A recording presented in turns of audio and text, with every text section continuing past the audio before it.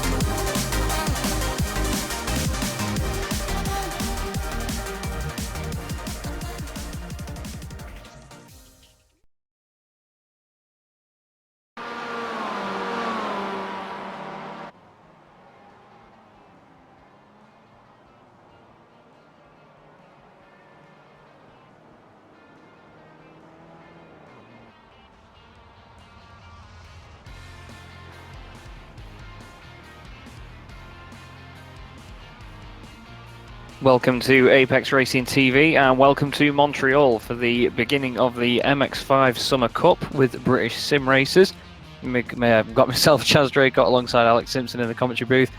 We've just seen the Formula 1 here this weekend. Alex, how do you reckon these MX5s are going to get on around here? Yeah, well, I think it'll be a good race. Going to be massive slipstreaming going on. The packs are just going to be enormous, and no one's going to really be able to break away at the very front. So 4 very, very crazy races. We saw in qualifying as well that there's already been a lot of shenanigans going on out there. So it's going to be quite an interesting race. Start of obviously the Summer Cup part of the part of sort of phase 2 of the championship, if you would have it, of this year-long championship. So yeah, there'll be some new faces out there as well that are going to have to learn and be thrown right in the deep end here at Montreal. Yeah, they're going to really be trying to work for it and get off on the right foot for this one. We obviously saw Mr. McIntyre taking the honours last time around for the Momo team. It'll be good to see how he gets on at the moment. If you look down the order, actually, I cannot see his name, to be honest. I don't know whether he's even here, so we'll have to keep an eye on that one. Just trying to scroll down the order, and it doesn't seem like he's here, so I eat my words. No. Yeah, I eat my words on that one. Coming to the end of the qualifying though at the moment, I've got a few of them still buzzing around the track. It's going to be interesting to see how they handle this one because it's quite a thin circuit. I mean, in places obviously it is a bit wider, but the first sector especially is just walls either side of you, so they've got to be really careful. That's it, and it's so easy to make a little mistake, run a little bit wide, just get on the gas a bit too early, and you just push and into the wall, and you'll get quite severe suspension damage. That's the thing I've noticed sometimes these MX5s, you can just hit them in the wrong place, and all of a sudden they're crabbing all over the place. So, driver's just going to have to be on the limit, but also just underneath it as well. Yeah, it seems like it's just like the NGTC cars in the British Touring Car Championship. They've got toe links made of cracker bread. One little tiny bit of contact can snap it off, and that's it. Then that's your race done with, isn't it? Oh, Cherney brothers were just trying to get some qualifying slipstream going on, and I think it was Tobias who was the second of the two. Yeah, he doesn't improve, so they stay 5th and 6th place. But yeah, there's a fair bit of that going on in qualifying, I think, where slipstreaming each other to try and get the advantage. Yeah, it's got to be done. I mean, that's straight. In a car that's as sort of low powered as the MX5, you've got to really make every mile an hour count down there. And we're ready to go to the grid, it seems. Yep. Yeah, I see everyone's finished. Kip Stevens was out there, but what we got? Just a few seconds left of qualifying to finish before time trips over. We're gonna bring you up the grid. Be interesting to see Montreal in overcast settings as well, actually, because it's normally it's always never been a hot Grand Prix other than the very legendary 2011 Canadian Grand Prix. So it'll be good to see it in a bit of a lower light setting, which is quite nice. Well, that's something about BSR. They're not afraid to throw in the overcast conditions, are they? No matter what series they run. Yeah, true. I do like a bit of overcast. Yeah, it gives you that extra bit of grip as well, so the cars aren't sliding around. So I imagine people probably prefer it, really. Yeah, and tyres last as well, because they do go off in these MX5s quite quickly, actually. Those first few laps are a lot quicker than what you'll get, say, after sort of lap 5 or 6. So Definitely. it just holds on to the tyres a little bit easier. Right, grid is up on screen. Feel free to do the honour. Okay, so Anwar Smith takes pole position alongside Stelian Chepelevsky. Ashley Beard, who I believe is new to the championship, not seen his name before, takes 3rd with Peter Van Gool in 4th. And then the two Cherney brothers, as we just saw, are 5th and 6th. Adam McNally, always quick in the MX5, is 7th alongside Josh Thompson. It'll be interesting to see how Josh Thompson gets on today. Steve Hefford and Nick McCarron make up 9th and 10th, with Stuart McFadden 11th. Ben Kriener, another new one to the championship. I believe he's racing for Northern Lights tonight. He's down in 12th. William Daniels is 13th with Daniel Hunt, another BSR veteran, in 14th. Craig Cameron is 15th with Benjamin Mears 16th. You've then got Kip Stevens in 17th, Lon Murray 18th, Gareth Hickling 19th, Gregory Franks in 20th, with Stephen Baxter 21st. 22nd is Anthony Jacobson. Lee Berry's 23rd, Max Wright 24th, Jack Ashton 25th with Ralph Cullinan at 26th. Sorry. Jordan Giddings is 27th with Carl Hardy in 28th, Mick Barry 29th, Rob Lundgren 30th, Alex Roby 31st, Ross Strain 32nd, Scott Malcolm 33rd with Greg Giles in 34th, Craig Jones 35th, Peter Knowles is 36th with Addy King in 37th, 38th is John Roberts, Sean Gardner 39th, Jamie Ayres is down in 40th. That's a bit strange for Jamie to be that far down. Adam Broughton Grant, another quick one as well, he's 41st, with Mikey Key 42nd, Adam Hedgecock 43rd, Rob Graham 44th, and rounding out the back of the grid is David Ayres in 45th. Thanks for that, Chaz. Bit of a mouthful there. Here we go then for the first of 4 races tonight here at Montreal. Good start from the front row. Smith, he's going to lead going into 1. Stellian right there as well. Oh, there's a little touch from behind. It's okay, that could have been a lot worse. Yeah, I think that was Ashley Beard as well, actually, that got a tap there. I'm not quite sure.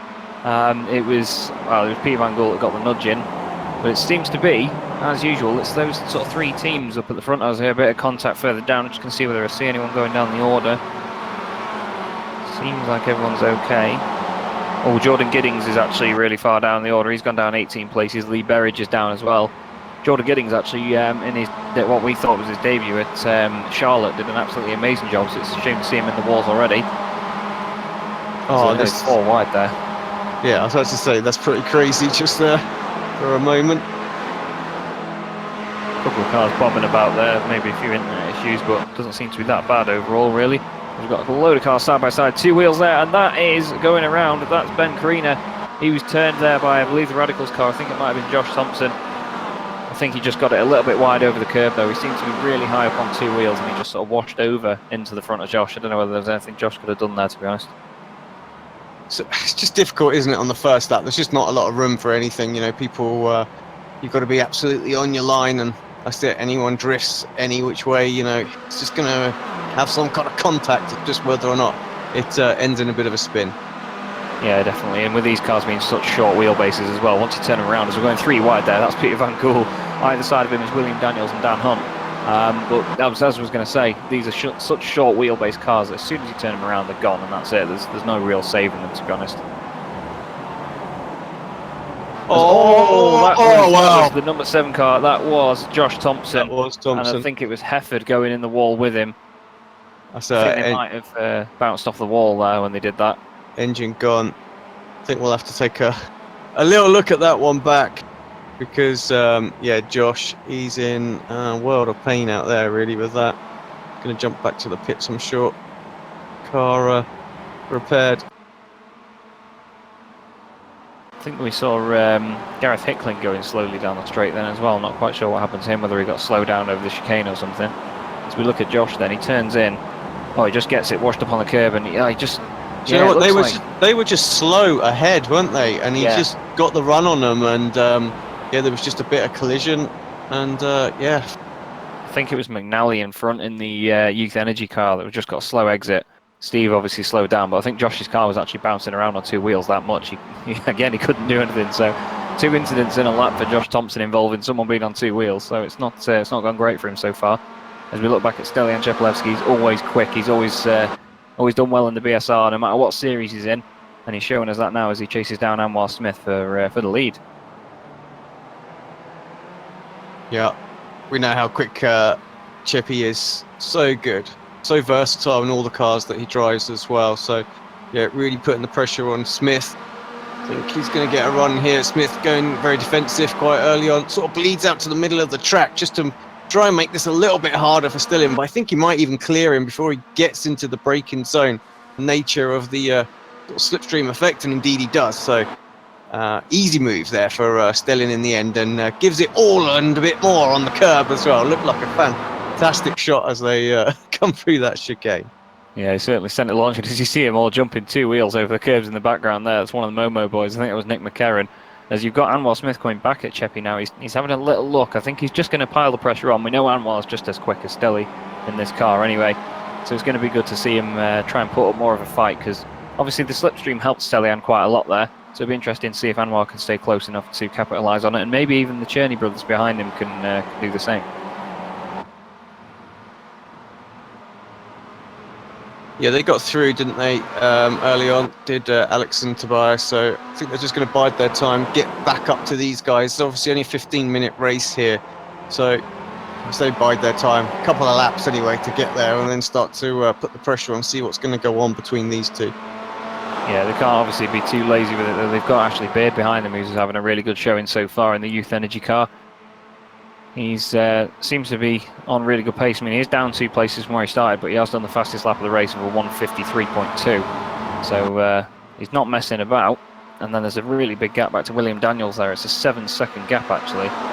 And then he's in charge of a really big group. He's actually done really well so far. William Daniels up 7 places into 6th. Looking at other big movers, we've got Jack Ashton up 12 places to 13th. Carl Hardy up 10 places. Ross Strain also up 10 places. Rob Graham's up 14 actually, he's the biggest mover of the race so far. He is down in 20. Oh, actually, someone's just dropped down the order. Peter Knowles has gone flying down the order, and Gareth Hickling is in the pits now, so I'm not quite sure what happened to those boys. But yeah, as I was just going down the order, then looking at who's gone where, they've just gone flying down it, so I'm not quite sure. As this is Van Gool now, looking at McNally. McNally, isn't it? Yeah. Yeah, McNally basically having to do exactly what his teammate did when the other Momo car went through, and that was settle back into the slipstream before the chicane, because that was a pretty hefty hit, wasn't it, for Van Gool there.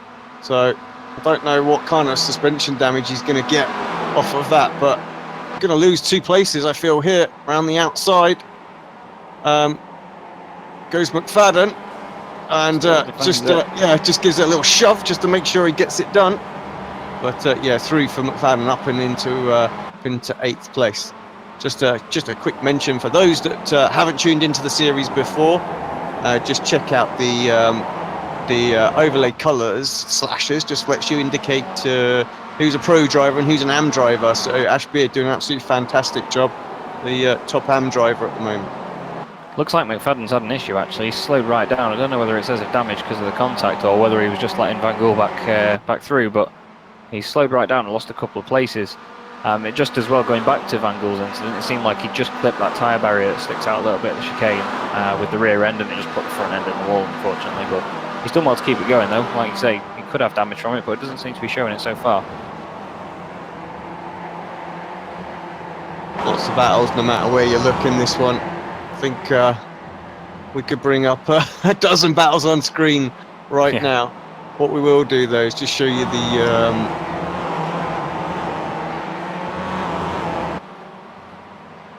Going to say show you the interval times, but all of a sudden I just seem to have lost connection.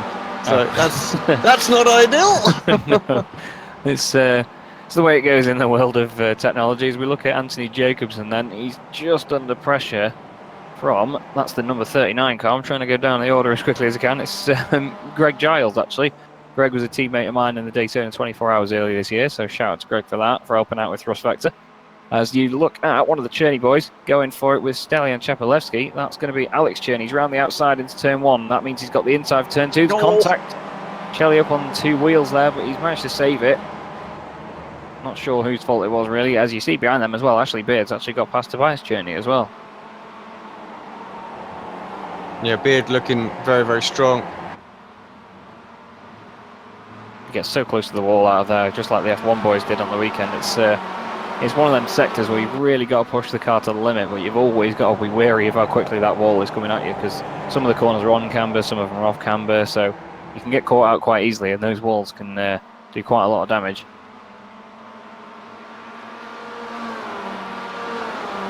It seems to be a good little top 5 battle that's getting away though at the moment. Anwar still in control of it, but there's 2 Cherney boys in that top 5, and then you've got Stelian Chapelevsky, and Ashley Beard's making a right name for himself so far. He's doing really, really well. So I'm sure obviously we'll be hoping for some help from Ashley being teammates, but you'll never know. It's could be an inter-team battle going on, you never know. William Daniel. Oh, sorry, go on. No, you go. I was going to say William Daniels is still holding the pack back at 6th, but he's still 9.5 seconds behind this battle. So I think these boys can, as long as they keep their noses clean, they're going to stay in top 5. As you see them in the background there, a little train of cars going through the hairpin.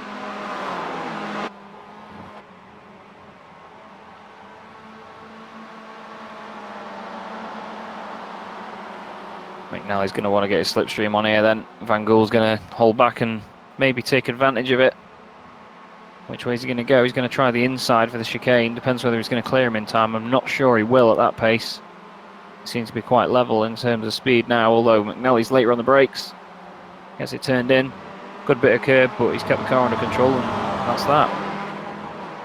Yeah, good move there. Sorry about that. I was just a little away there, just sorting out a little gremlin that wanted to get fixed for the rest of the evening. But yeah, good move from McNally. One of the few that we've actually sort of kind of do it on the brakes.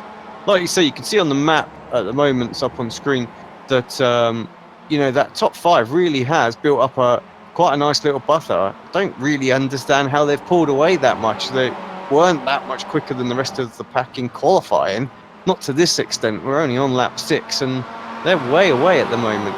10 seconds. So that second group must have had a big old battle, and then of course we saw the incident with Thompson and that, which probably aided to them breaking away, I guess, at the start of the race. Yeah, definitely. But to be fair, I think that the top 5 haven't battled that hard, really. I mean, I know even though Tobias has actually dropped into 5th place behind Ashley Beard, it doesn't seem like they're all scrapping lap after lap like the other guys are. So that's probably where they're gaining the time. The gap at the moment to the lead is only half a second, it seems, but sorry, it is a second to Anwar Smith. I was looking at the wrong one there. But still close behind them, actually, to be honest with you. But the whole field is quite evenly spread out after that. Once you get that big gap back to Adam McNally, which is now 11 seconds, the biggest gap between anyone is about 3.5, 4 seconds.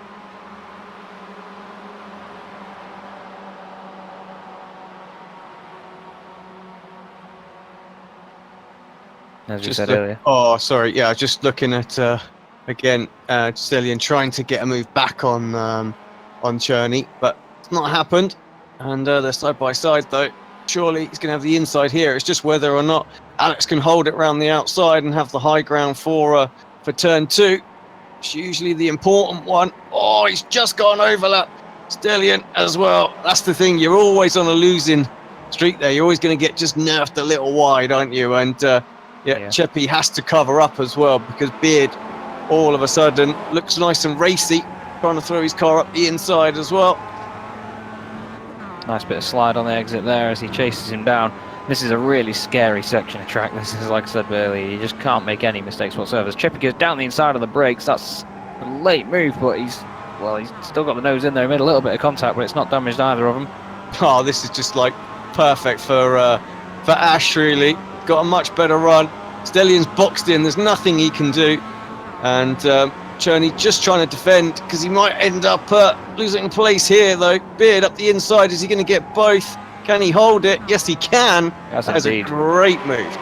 Fantastic opportunism there by Ashley Beard. Like I said earlier, he was really, in his first race that I've seen him doing this series, he's really making a name for himself, and it's a 1-2 now for Youth Energy as Anwar Smith has managed to bolt away from all of this. Like I said, that was a really, really good move. He just sort of held his ground, didn't he? Just really stuck it out on the grass a little bit as well, but he held his ground and made it stick, so fair play to him for that one. Yeah, it needed to be aggressive and firm, but also fair, and he was all three there, and he got that move done. Now, ideally what he wanted was his teammate ahead of him, so that he could slipstream and try and keep in front of these two sort of RSO cars. Yeah. But of course they are racing. I've got them down on the tech sheet as racing for Bodak Racing this season, so that's where the points are going to go as far as the team. But obviously running their own livery. Yeah. But yeah, I think going to have his hands full this lap. What we got? I think this might even be the final lap. We're 13 minutes 40 now. Smith is a little further away. Maybe he might just sneak another one in. A problem for Stuart McFadden, I feel. I think, is he in the pits? I think he might be in the pits. And actually it's switched to Scenic Cam, so I think he has retired. So quite sure what happened to Stuart there. Yeah, there seemed to be a few guys weaving as they went down the straight then. It made me think that might have been the last lap and they were sort of just celebrating as across the line or something. I'm not sure what was going on. There was one, I think it was Rob Graham, number 33, as we see Sheppy diving around all over the place behind Alex Cherney for third. Got to see what he's going to do, whether he's going to chuck it down the inside. He's patient on the brakes going into the right-hander. Got to be smooth as they come out of the left, not let it wash too wide into the wall.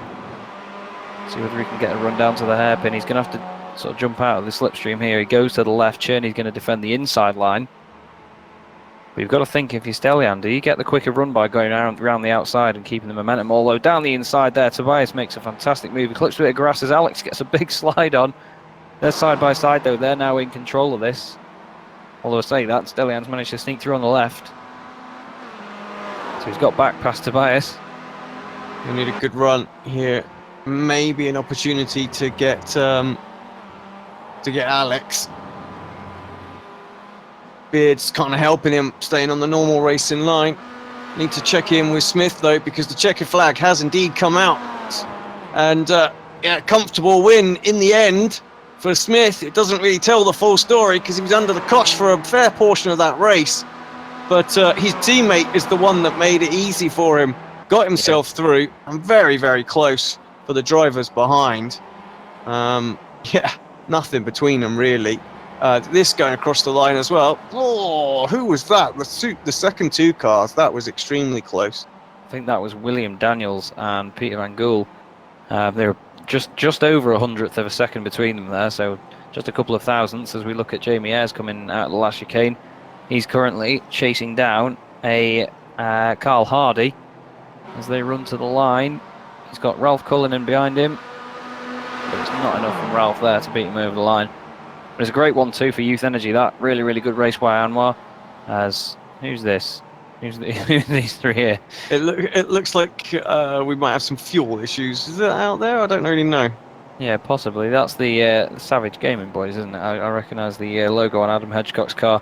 Or they're trying to do a photo finish. Well, yeah. We'll appease them, and there you go, lads. You made the broadcast, boys. all three in one shot. Don't worry. It looks like it's the Savage Gaming cars. I think it's boosted as well. So I know Adam's been doing some work with the boosted boys. So shout out to them. But nice little formation flying at the end. But there's your race winner, Anwar Smith. Fantastic lights to flag result for him. But like you say, doesn't tell the whole story though. It wasn't as easy as Sebastian Vettel on the weekend. He got some pretty hard charges coming at him on that one, but he did well to fend them off. Yeah, great drive. Never really lost the lead though, did he? So even though he was under a fair bit of pressure, and it seemed like there was a couple of points where he could have perhaps slipped back, but he didn't. Held his ground and just just kept doing his thing out there. So absolutely top job from him. What are we waiting for? Just a couple of cars? No, I don't think we are. I think everybody has indeed come across the line. Just bring the final results up screen for you guys then. Smashing.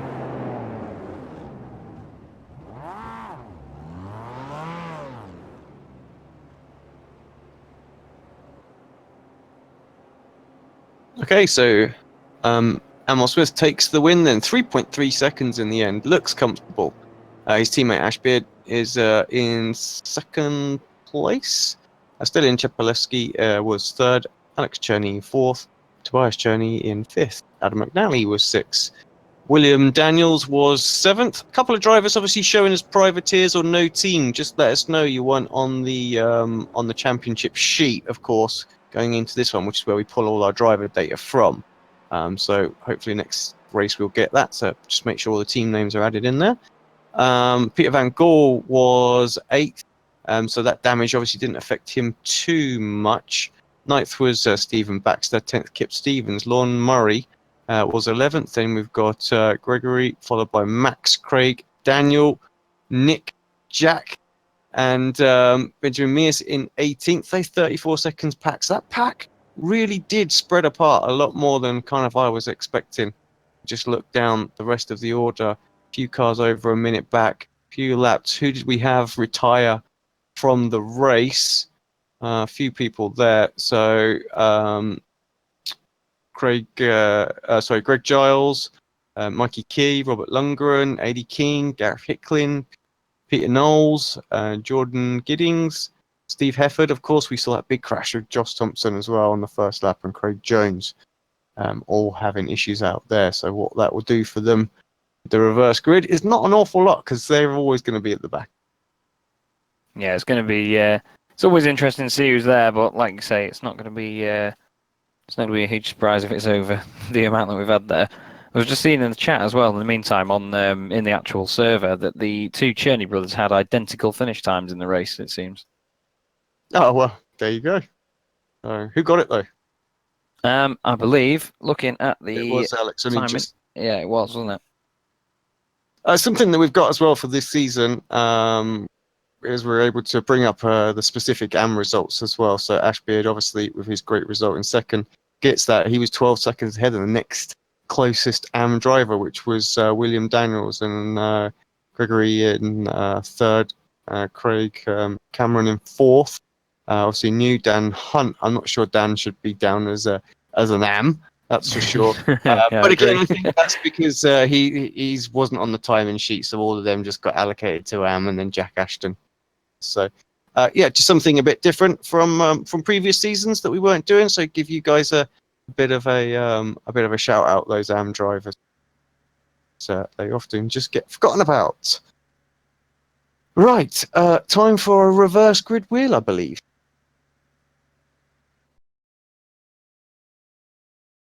I know at this point, as a driver, you're going to be you're going to be twitching your fingers and biting your nails at who's going to be on pole at this one. Especially at a track like this, it's shown that it's not that hard to overtake, but you never know. You can defend quite easily around here, I'd say.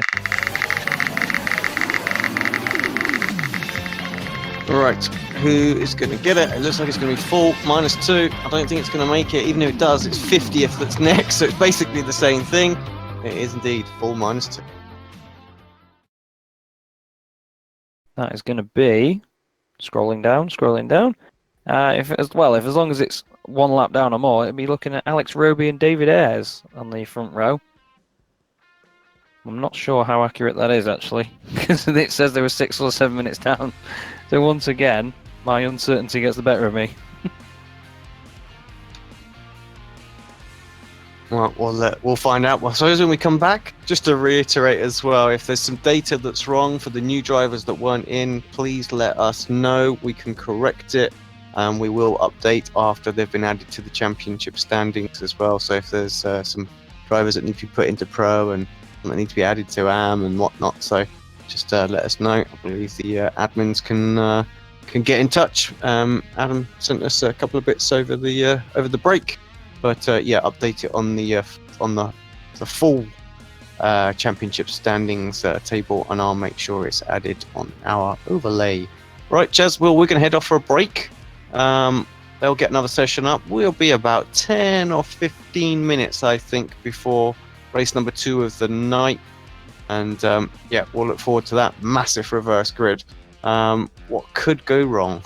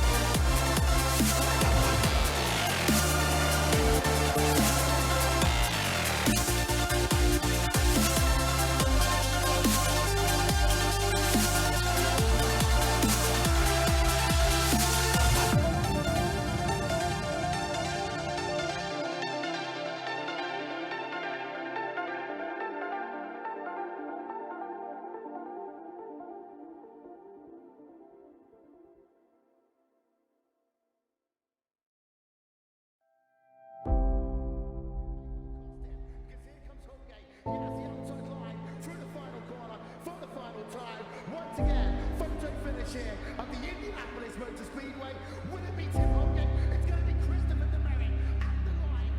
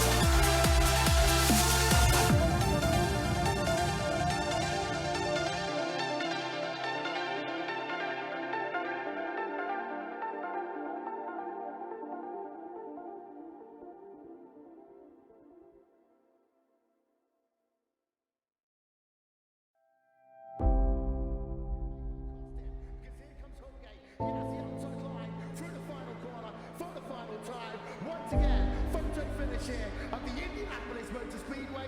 Will it be Tim Hogan? It's going to be Christopher DeMerrick at the line.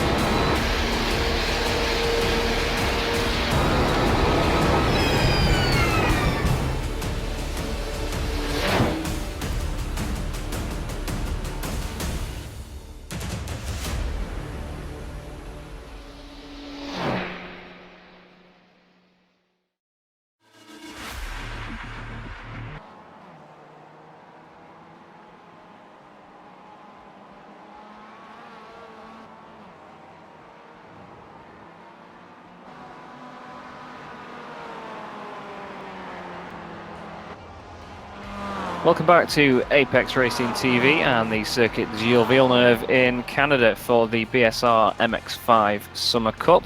Chaz Draycott alongside Alex Simpson in the commentary booth.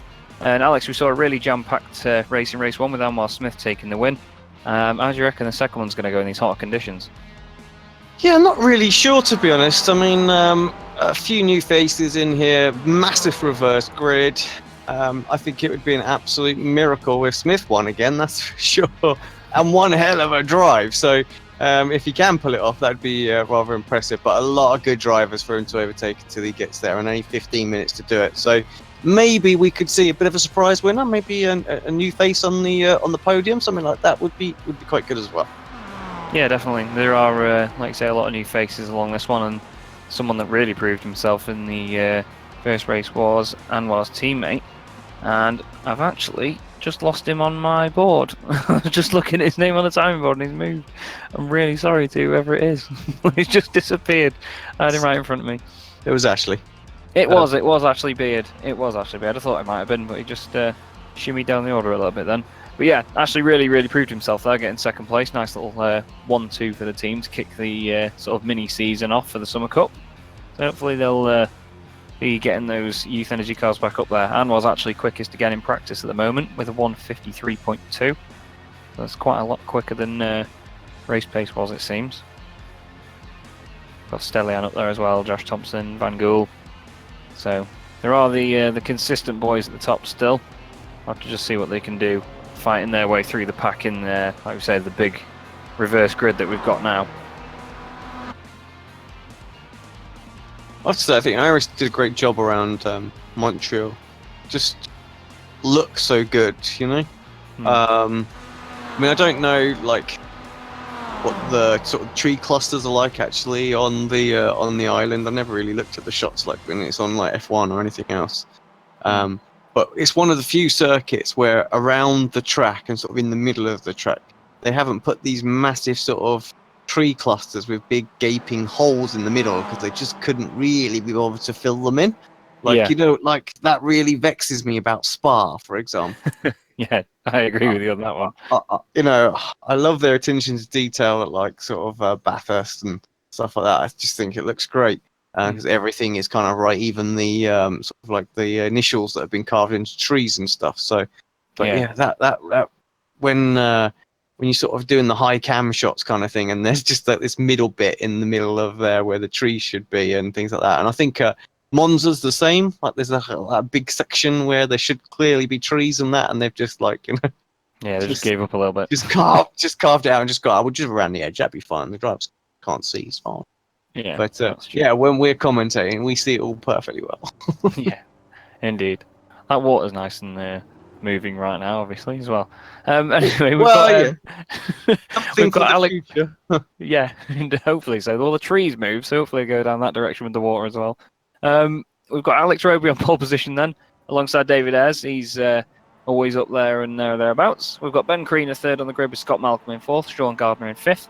Lee Berridge is the highest car that isn't AM in sixth place with Hedgecock seventh, John Roberts eighth, Broughton Grant ninth, and Ross Strain 10th. As they get underway, Alex Roby coming across to the right to defend the place, but David Ayres seems to have got a really good getaway.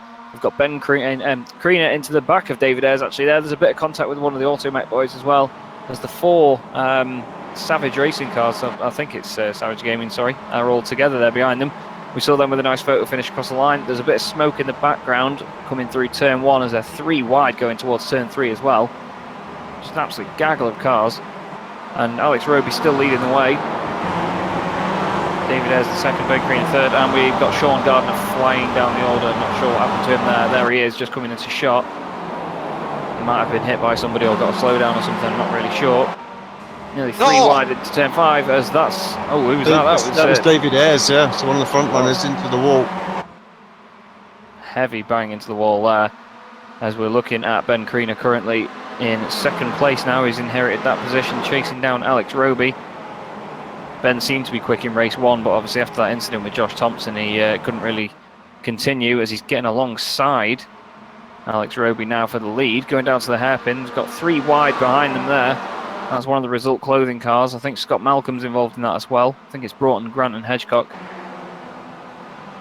Yeah, it was Malcolm as well. He was lying all kinds of wrong. Oh, Hedgecock's around.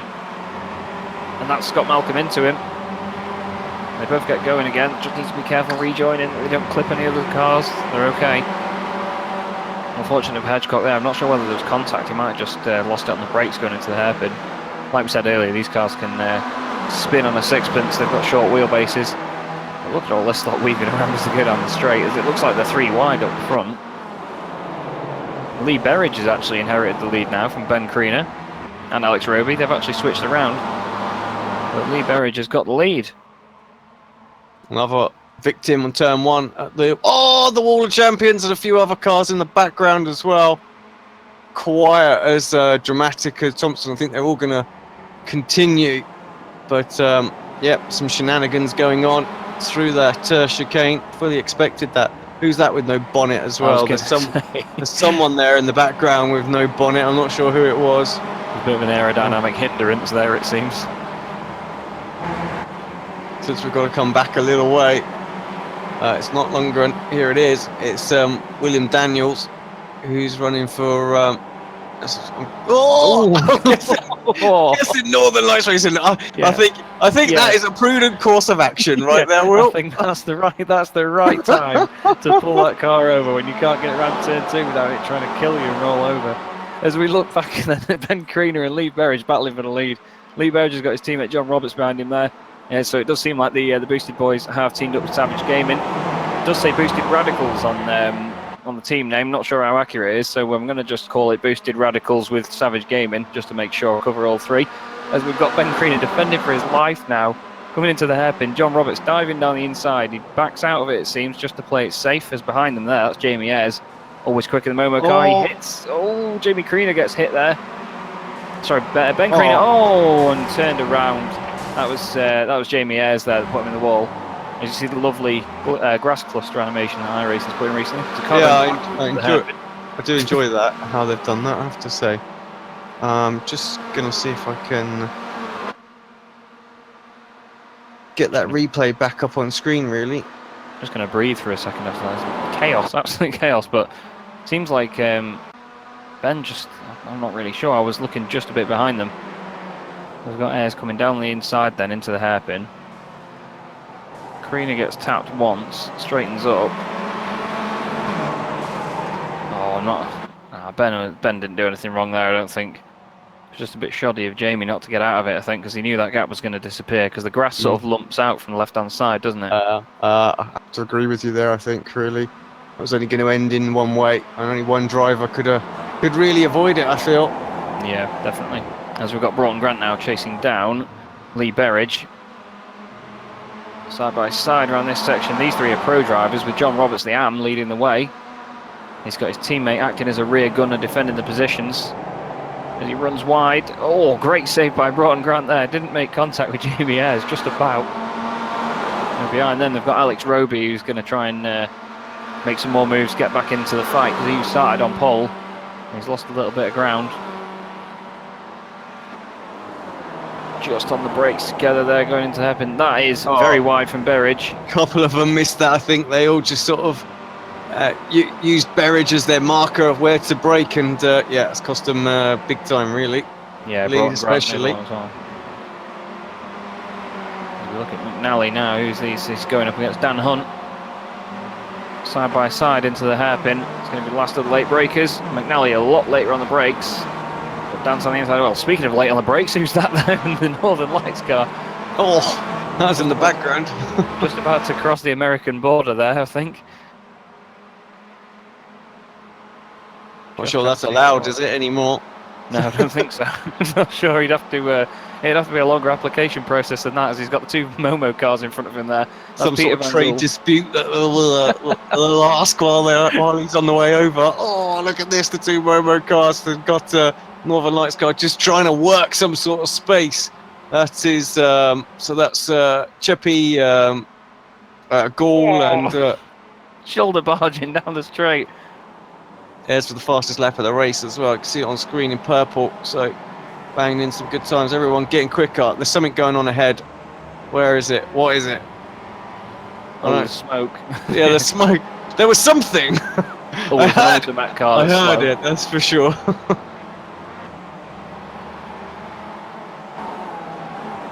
Sorry if I sound terrible. My internet just seems to have had a bit of a.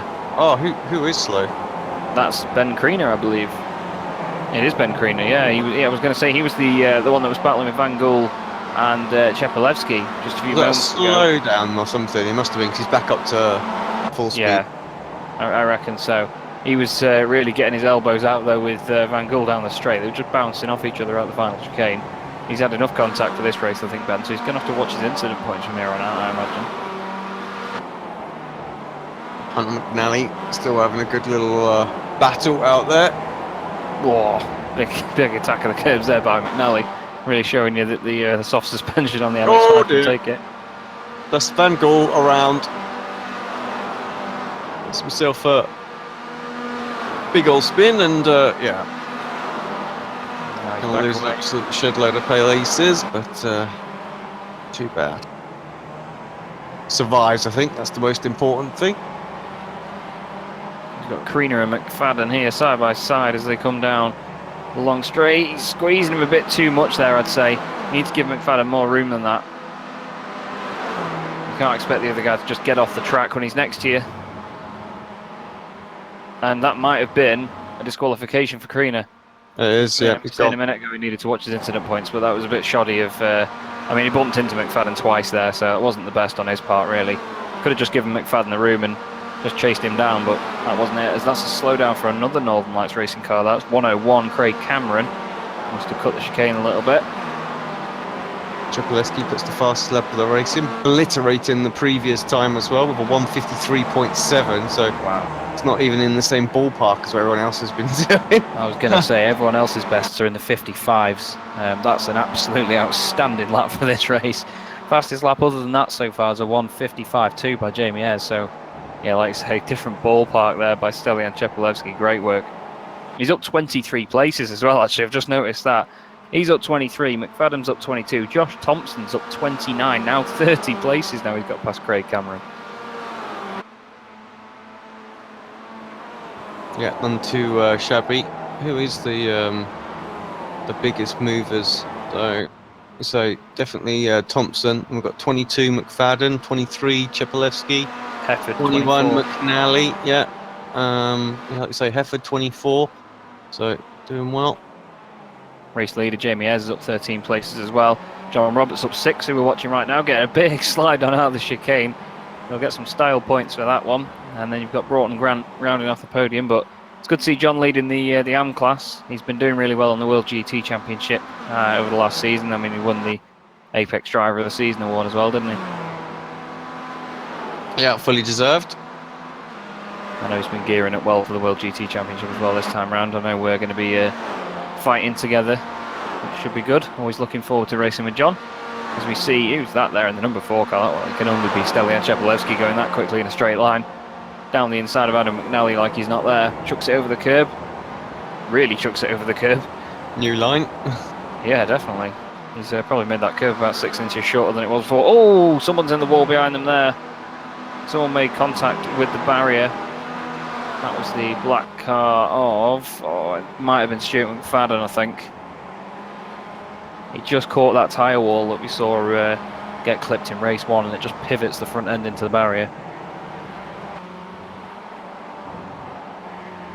My internet's hopping up and down a little bit as well, sorry, so if I sound bad, then I will apologise in advance. No worries. Just seen a rather funny hashtag on our team chat as well. Hashtag losers want Park Ferme. So you have to know what that's about to understand that. But yeah, it caught my attention and needed a share and a laugh. So there you go. Cracking stuff going on all around this circuit though. You look up and down the order and it's just so close everywhere, as is the nature of this series. Yeah, never a dull moment, is there, in the MX5 BSR series?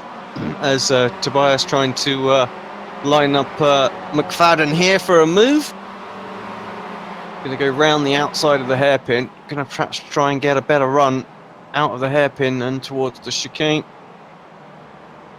Yeah, he's going to try and get the cutback, isn't he?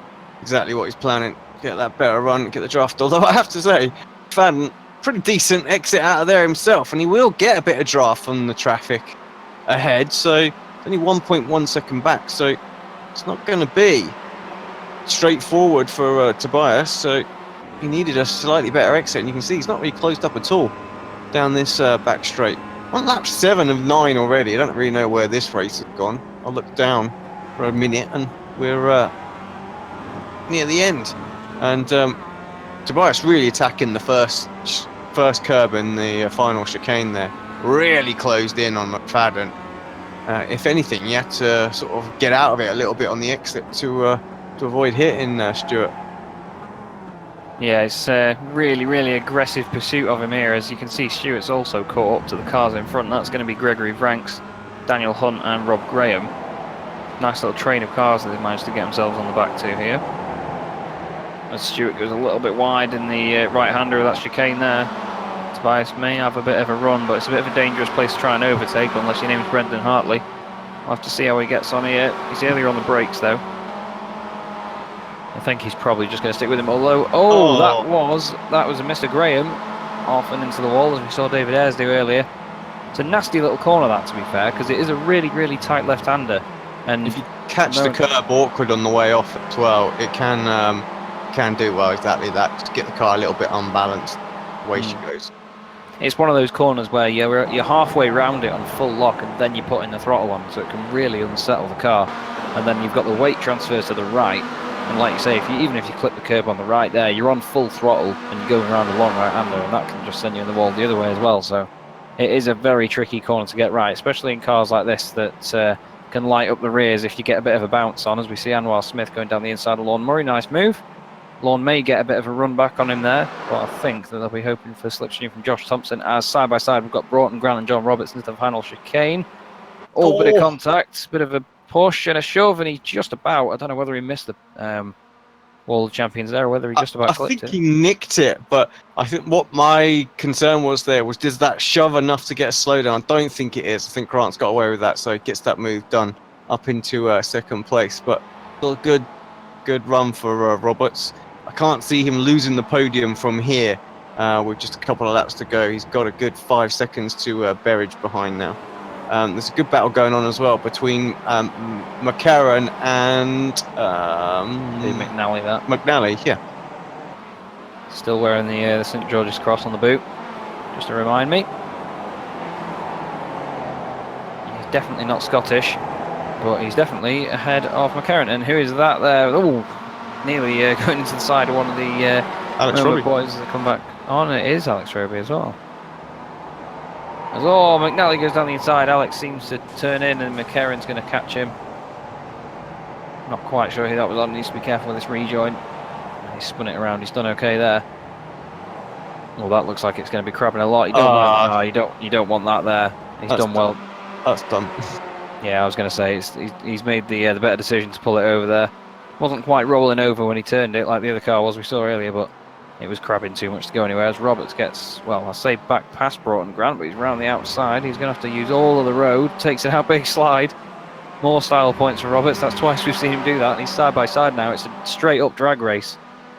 You just want as many smooth little steering inputs as you can get now. You don't want to be flicking it to the right too hard, although John's going to get a bit of slipstream. He's going to probably cross back over and go to the right, unless Broughton Grant defends it like that.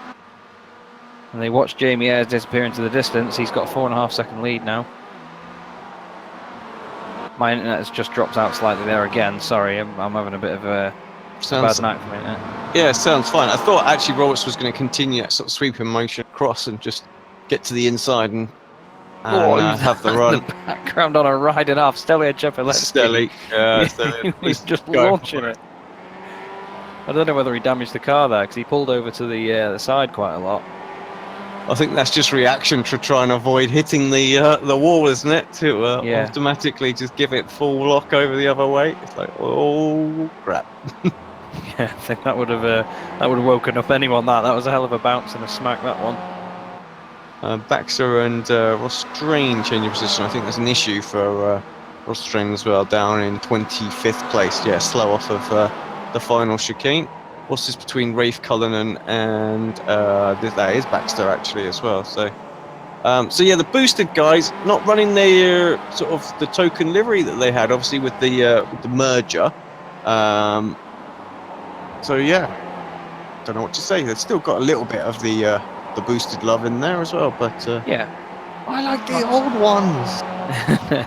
Well, it's I believe it's to do with Adam Hedgecock runs Savage Gaming Community, which is online. They have a forum that you can go and check out. I'll try and get hold of a link shortly. I've done a few liveries for him in the past, but I think actually a BSR veteran's name of James Leggett does his liveries actually at the moment. So shout out to James. I've not seen him on the iRacing service that much in recent times, but I know he's been there or thereabouts. As we look back at Jamie Ayres, who is going to take the victory unless something happens at this chicane. He's having a bit of fun in the middle of the track rather than the usual side that we tend to inherit down there. But he's run a good race so far. He's got a 3.7 lead at the front, nice and smooth, doesn't smack the curbs, doesn't even hit the curb on the exit. So Jamie Ayres is going to take your second race win of the evening. Really good result ahead of Adam Broughton Grant coming home in second, with John Roberts bringing it home in third. Great result there to win the AM race. He's got his teammate Lee Berridge in fourth. Stelian Chepeletsky, he's out of fuel. He is. Or he's got a penalty that he's having to serve, one of the two. Yeah, he looked like he was braking actually just before the line there, so he might not have... Roby as well. Same problem, I think. It was McFadden, that one, wasn't it? The number 53. Oh, sorry, yeah, it was. Roby was one of the ones that went past, I think, in that, was he? Actually, where has Roby gone? He's disappeared down the order. No, he got hit, didn't he, earlier? That was it. Oh, yeah. Yes, he did, yeah. Stuff, so. As we see Adam Hedgecock there. Yeah, like I say, Boosted have been working with Savage Gaming. They've also been working with Josh Thompson of Radicals as well, I think. So, nice little community they've got going on there. Really good bunch of lads, all of them. So it's nice to see it all sort of culminating together for them. As we see Rob Graham here with Max Wright going into the last few corners. They seem to be being quite gentlemanly towards each other, letting that one go.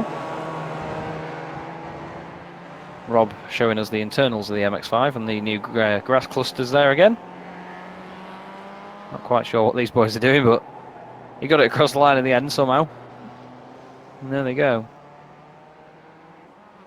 Yeah, you'd want to probably get out of an MX5 pretty quickly if it looked like that, wouldn't you? Yeah, I think you're right.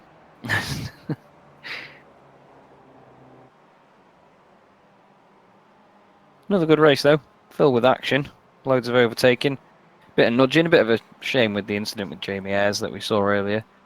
But that was Ben that he crashed into, wasn't it? That he turned around. Ben Kriener, who then got disqualified afterwards.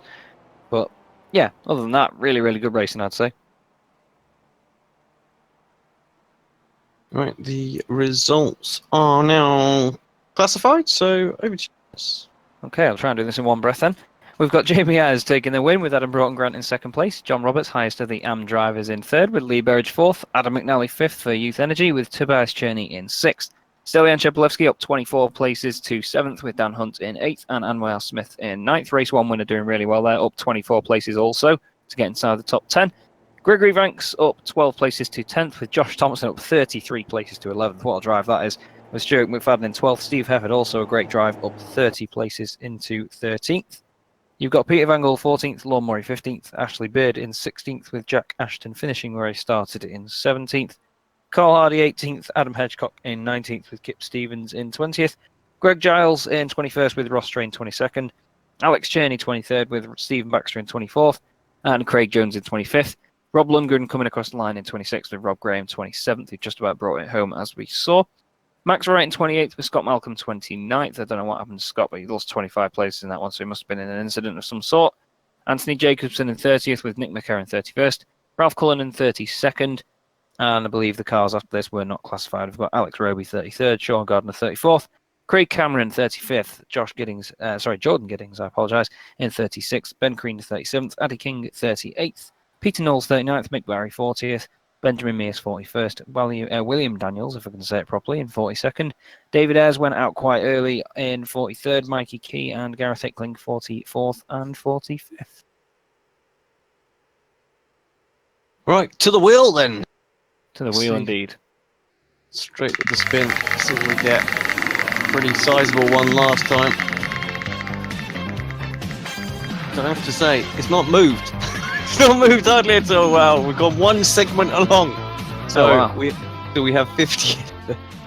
Okay, so we're going to be looking at then, I believe it was Alex Roby was the last one that was over a lap down, so it will possibly be Ralph Cullinan on pole position with Nick McCarron second, and Anthony Jacobson third, and Scott Malcolm in fourth place. There's one more surefire way of knowing, actually. We can have a look on the iRacing one. Sean Gardner was actually a lap down, so he may inherit pole position on that one. He's just classified as one lap down. It's just on our timing screen. It still says he's 9 minutes down, so I assume that was more than a lap. So we'll have to see. We'll have to find out when we join you for race 3 on Apex Racing TV. Don't go away.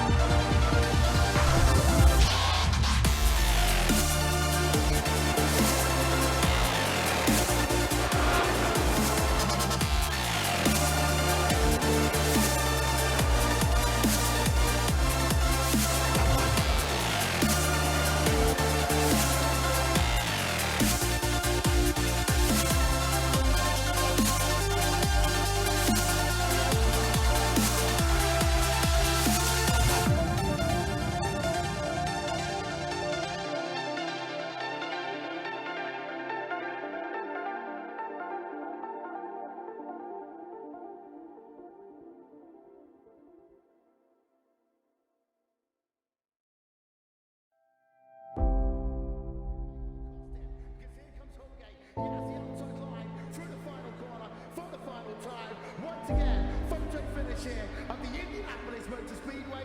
Will it be Tim Holgate? It's going to be Christopher DeMary at the line.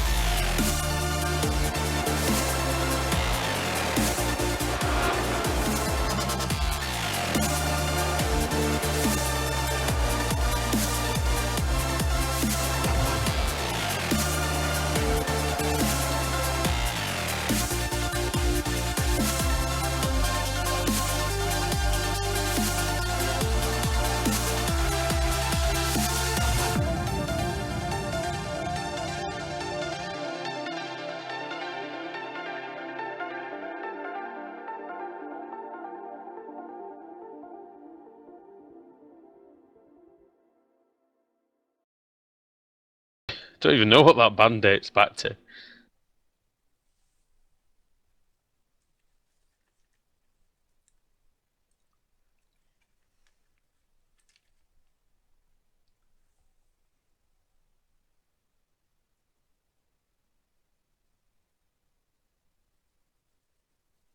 Does he just get banned from all the leagues?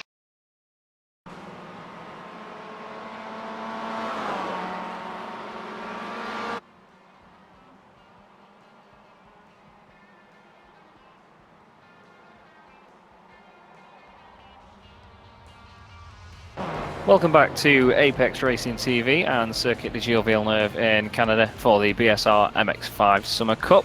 We're here for the third race of the evening. Chaz Draycott alongside Alex Simpson in the commentary box, with Alex doing the cameras for us tonight. And we had another really good race too, and hopefully we're going to have just as an exciting race 3. Alex, what do you reckon? I think so. Another massive reverse grid, so yeah, looking forward to seeing what happens. So last one was good, I'm sure this one will be better.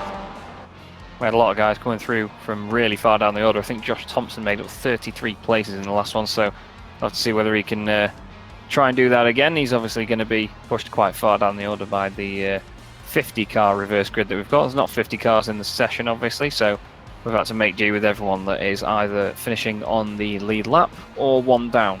So we believe, if I can remember rightly, I'm not even going to try. I do not remember rightly, I'm not going to lie. We'll have to just wait and see who's on pole position, because there was a number of candidates as far as I know. Yeah, the grid should be up in a moment. Just waiting for them to advance the session, and then we should be able to figure that out. As we look at the beautiful, it's a man-made island, isn't it? Actually, this circuit. It is man-made, yeah. Wasn't it done for like the Olympics and the rowing or something? I think, wasn't it? Yeah, that's I believe what the it was. rowing, the to the left, obviously, of the circuit. That's what the rowing park is for, isn't it? So. Yeah, it's a hell of a beautiful place, and it's quite an understated jewel on the Formula One calendar, in my opinion. I was saying earlier how much I always enjoy the Canadian Grand Prix, and I know that a lot of people still consider the 2011 Canadian Grand Prix, which was the longest with the most changes for the lead, I think, and the most safety cars. I think it was. It's broken a lot of records, and it is considered the greatest Formula One race of all time, and definitely by myself as well, as we now seem to have the grid ready. Indeed, we do. So I tell you what, I was dead chuffed with that one.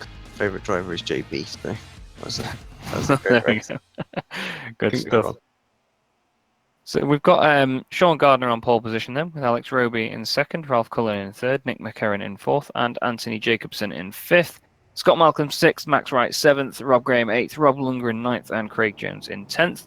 Jack Regan is 11th with Alex Cherney in 12th, Ross Strain 13th, Greg Giles 14th, Kip Stevens 15th, Adam Hedgecock is 16th, Carl Hardy 17th, Jack Ashton 18th, and Ashley Beard is 19th, who I've actually been informed was a 3-time champion of the series, and I thought it was brand new. So sorry, Ashley, and everyone that was also offended by my comments. You can write to the BBC if you want. And we've then got Lorne Murray, Peter Van Gool, Steve Hefford, Stuart McFadden, Josh Thompson, Gregory Vanks, and our race 1 winner, Anwar Smith, as well. There's a hell of a lot of them on the grid, as you can see. It's still a very packed session. Hoping for a really good race 3 as the lights go red. The revs are rising and they're away. Pole sitter Sean Gardner seems to have got a really good start there. Alex Roby, who seems to be in a different livery for some reason in this race. Yeah, I agree. My time screen. He's in second place with Ralph Cullinan, and that's Nick McCarron there in fourth place. Everyone in the background seems to have gotten through quite cleanly. I can't see anybody showing us off track, although Bit of checking up at the back, but nothing too major. it looks like Stuart McFadden is going down the order with Ashley Beard. There's quite a couple of cars over. Yeah, there's a pilot there. That's not going to be good, is it? No, not at all. Well, yeah, someone jump back to the pits. Dan Hunt there with no front end on that car, as we look at Roby getting really racy Roby here for the lead, chasing down Sean Gardner. Let's see whether we can get the move done into the next chicane. just a little bit earlier on the brakes, and well, Gardner makes a really, really good job of it as McCarron goes round the outside, takes the opportunity and leaves Roby standing in third place now. He's going to come under more pressure from Max right behind him as well. Max is going to go to the right-hand side, going into the hairpin, so he gets the inside line. He needs to make sure he gets a really good exit off here, though. And just behind that, one of the Automac cars really letting the brakes down the inside of Ralph Cullinan. They don't make contact. They're 3 wide as they come out of there. But it looks like Max Wright's got the move done. As McCarron now moves onto the back of Sean Gardner for the lead. He's going to get a really good slipstream down here. He just needs to make sure he gets a really good overspeed on him. And gets on the brakes just in time for the chicane. Let's see how he gets on as the rest of the field filter their way through. Look at that fantastic sea of cars there. It's a great Really- shot, isn't it? Looking down the straight, you know, and just seeing everyone there. But up the inside then for McCarron. Oh, Cullinan turned in there and into the, bosh. well, probably the earliest anybody's hit the wall of champions, to be fair. Not quite sure how that one came about, whether he moved across or got turned into, but McCarron has inherited the lead. Oh, Good he's done rejoin. for as well. Yeah, good rejoin though, to be fair, from Ralph there. He didn't hit anyone and managed to get it done in a gap of traffic as McCarron on the grass going into turn 2. Gardner's there, Max Wright is there. Gardner does look like he was going to get a cutback there, but I think he's just opted to stay with him. He didn't seem to get a very good exit. And that's Rob Graham in 4th place there. Sticking off the back of these boys as we see the Automac livery of Max Wright. You're right, Chaz. He has been watching Love Island too much. He's got love hearts now on the Facebook chat as your teammate. Oh no, he's has he jumped on? Has he? We'll have to we'll have to have a look there. Mr. Jacobs is yeah. We were hearing before that he's got into Love Island, so he's I think he's been disowned by some of those boys. These lot just nose to tail all the way down the field then. McCarron still leading the way, hopping, skipping over the curbs there. Sean Gardner doing a good job. I always love the colour of his cars, so it's looking good in that Savage livery. Someone seems to have got a slow down in the background actually. Not quite sure who that was. They've either got a slow down or a really bad exit out of the little chicane. Nice bit of a plug there for the Savage Gaming logo. McCarron gets a slide on out of the hairpin. Side by side with one of the RSO boys back there. I think it was Jack Regan and Alex Cherney. It was Regan, number 12. Of course, Regan is back, so we can officially say that now as well. He's said to us that to change the name back. So okay. I think it is on the new scoring sheet. Of course, on the old one it was back to back stuff. So It was, yes. It was. but yeah, we'll change that back. So in due course. But yeah, Baxter, Regan, Plato, you name it. He's been them all over the last few weeks. Oh, Yeah. who's slow? McCarron, very slow. Who's going to hit him? Well, fortunately, someone else had to check up as well. Otherwise, I feel it would have been plowed right into you then. Don't know who that was though. I think that was number 88. That was Anwar Smith taking evasive action around the outside there. As he chases down Hedgecock, gets down the inside of McCarron out of turn 2. They go under the bridge, round the right-hander. Anwar's going to have a bit of a shorter line as they approach the chicane. She's got to be really careful on this curb now on the inside, not to wash out into McCarron. That's really close through there. They give each other a really good amount of room. Oof, must have taken a little bit of paint off that there. A bit of a red and blue mix of paint on the back of them 2 cars. As they come down into turn 5, then is McCarron going to go onto the brakes? We can hear contact of a sort. Don't know whether it was just between them 2. Oh, Hedgecock does what we mentioned earlier and clips that curb, and it really does unsettle the little MX5. But he didn't put it in the wall like some of the other boys have done tonight. There's Anwar now on his way up through the field. He's up 18 places to 18th already. He's having That's a fantastic ridiculous. night. We're only on like lap 2.5. You know, this is where we are in the straight, and he's up to there. I think Brian Holmes mentioned on the chat that he thought that they're battling for the lead. Just unfold. Get back to my point. It's what we were talking about off air. You try and say something and you can't because there's too much action going on the track. Yeah. But Gardner holds onto it for the moment. Crazy here. But yeah, Holmes said that he thought that Cherney had a good chance to win this one. But actually, Smith coming through as quickly as he has, that's very impressive. But Cherney still trying to get to the front of this little pack. Definitely got an opportunity here around the outside of Rob Graham. Got to get the move done. And yeah, it's got the overspeed, so it does that. Oh, they're all late on the brakes through there as well. So good line for Baxter. I think he'll get the run out of the corner. Indeed, he has. think Anwar might have made slight contact with the wall of champions there, as we've got Roby looking really good tonight. Actually, it's the first time I've seen him racing on the iRacing service, and he's really, really going for it. Although his Mazda on my screen seems to have 2 flat rear tyres. It only seems that his rear tyres are affected by the little bug that the Mazda seems to have now and then, where it clips the floor a little bit. Yeah, it's as we go on board. play. Well, it seems to have infected some of the GT3 cars as well now. There's the BMW Z4 seems quite prone to having, let's say, a real low ride height. That is Sean Gardner, is it not? Yes, Facing the indeed. other way. So our leader from the lead then, we'll have a look at that back in a moment. Lovely onboard shot of this technical little circuit, as you see in front of us there. That's Rob Graham getting a bit of a wobble on. Right, let's see what happened to Gardner then, because, yeah, all of a sudden he's facing backwards. A little bit loose there. Ah, but it's coming out, really. Yeah, it was the weight transfer, wasn't it? Yeah, it was going in on it, like you say. He just got it a little wrong, and the car was a little bit unsettled, and then he just asked too much of it on the way out. Did indeed. We've got fastest lap of the race by Stelian Chepelevsky once again, and again he's about a second and a half quicker than the next fastest guy. We had someone do a 1:57.5, and he's done a 1:56.3. So he's absolutely piling these fast laps in tonight as Stelian. He seems to really be on fire in this car around this track. He's doing a great effort. There's everyone's fastest lap on screen at the moment. What's going on? There was behind? a big kerfuffle there. I'm not sure what happened. Someone's gone flying down the order. There was a car smoking. I think someone got disqualified, you know. I'm just waiting to see who's going down the order. Josh Thompson seems to be going down the order a little bit. There's a big gap now to the next driver behind him, according to where he is on there. Yeah, I think it might have been Josh. I think you might be right. Just going to try and find Josh. Where's he gone? Where's he gone? Where's he gone? I'm going to see him get overtaken. I think.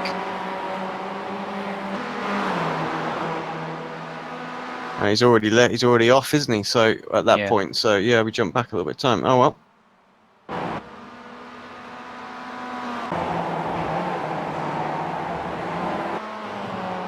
Great shots there, seeing the cars come through turns 3 and 4, then round a long right-hander. Turns 5 and 6, where we saw that massive accident between Hartley and Stroll on the weekend.